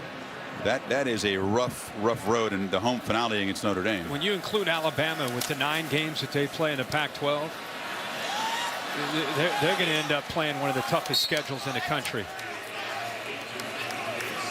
That's why it was so important, Chris, to come into this game and for Clay Helton to get his team to hit some adversity and fight through it. You know, not let this game get away from you, because there's so much more for them to accomplish this year than just playing Alabama, and they missed out on that opportunity after competing early in the game. Obviously, this thing has gotten away. Dominic Davis gets a turn. This will not be apparently the worst loss in USC history. That was back in '66, a 51-0 loss to Notre Dame, but it is one of the worst, and mercifully for them, it's in the final minute. The board wrap-up coming up after the game with Cassidy Hubbard. What's the headline going to be? Hurts so good, maybe for the offensive side, or will it be all about the defense?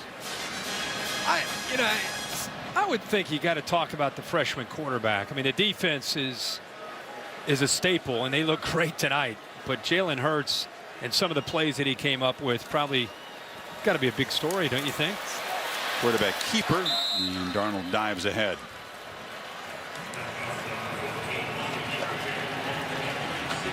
USC struck first, and then the SEC and Alabama punched back in a big way. Saban will still have work to do. He'll tell you that lots of improvement is needed, but Jalen Hurts in his debut, the true freshman spectacular, and Lane Kiffin calling plays against his former school, enjoyed just about every minute of this. 52-6, the final in Arlington. 4 yards. Let's get Saban's reaction. Down with Samantha. Coach, a big night for your freshman quarterback that didn't even start the game. So do you think Jalen did enough tonight to earn that role, to be the guy for you? Well, you know, he did a nice job tonight. I'm not sure we don't have a couple guys that can play quarterback, and I said whatever the decision we made tonight was for now, so it's for now. It was for now. We started another guy. He came in and played well. You know, if we can build with that, then we'll do that. But I think the focus for our team, our quarterbacks, and everybody else needs to be on improvement. I thought we played sloppy at times. We made a lot of big plays, but we got to be more consistent in our execution, especially on offense. So we got a lot of work to do. Where on offense? I know at halftime you talked to me about blocking. Is that the main concern offensively, or where do you see the need? We didn't get started very well. We couldn't run the ball. We didn't control the line of scrimmage in the beginning of the game. We had 1 first down in the first quarter. So, you know, I know it looks like 52-6. Everybody's happy. I'm happy we won the game. I think Southern Cal has a good team, but I also think we got a lot of work to do. Bama fans are happy to hear that, Coach. Congratulations. You can enjoy it a little bit, though. Yeah, we knew he'd be a tough grader. All right, Kirk, they had 12 yards given up after the first quarter. Yes, they got off to a slow start. Ended up running for 242, throwing for 223. They're sloppy tonight. They got a lot of work to do. They got to clean some things up. They won 52-6, but all in reality, first game, they were slow out of the gate.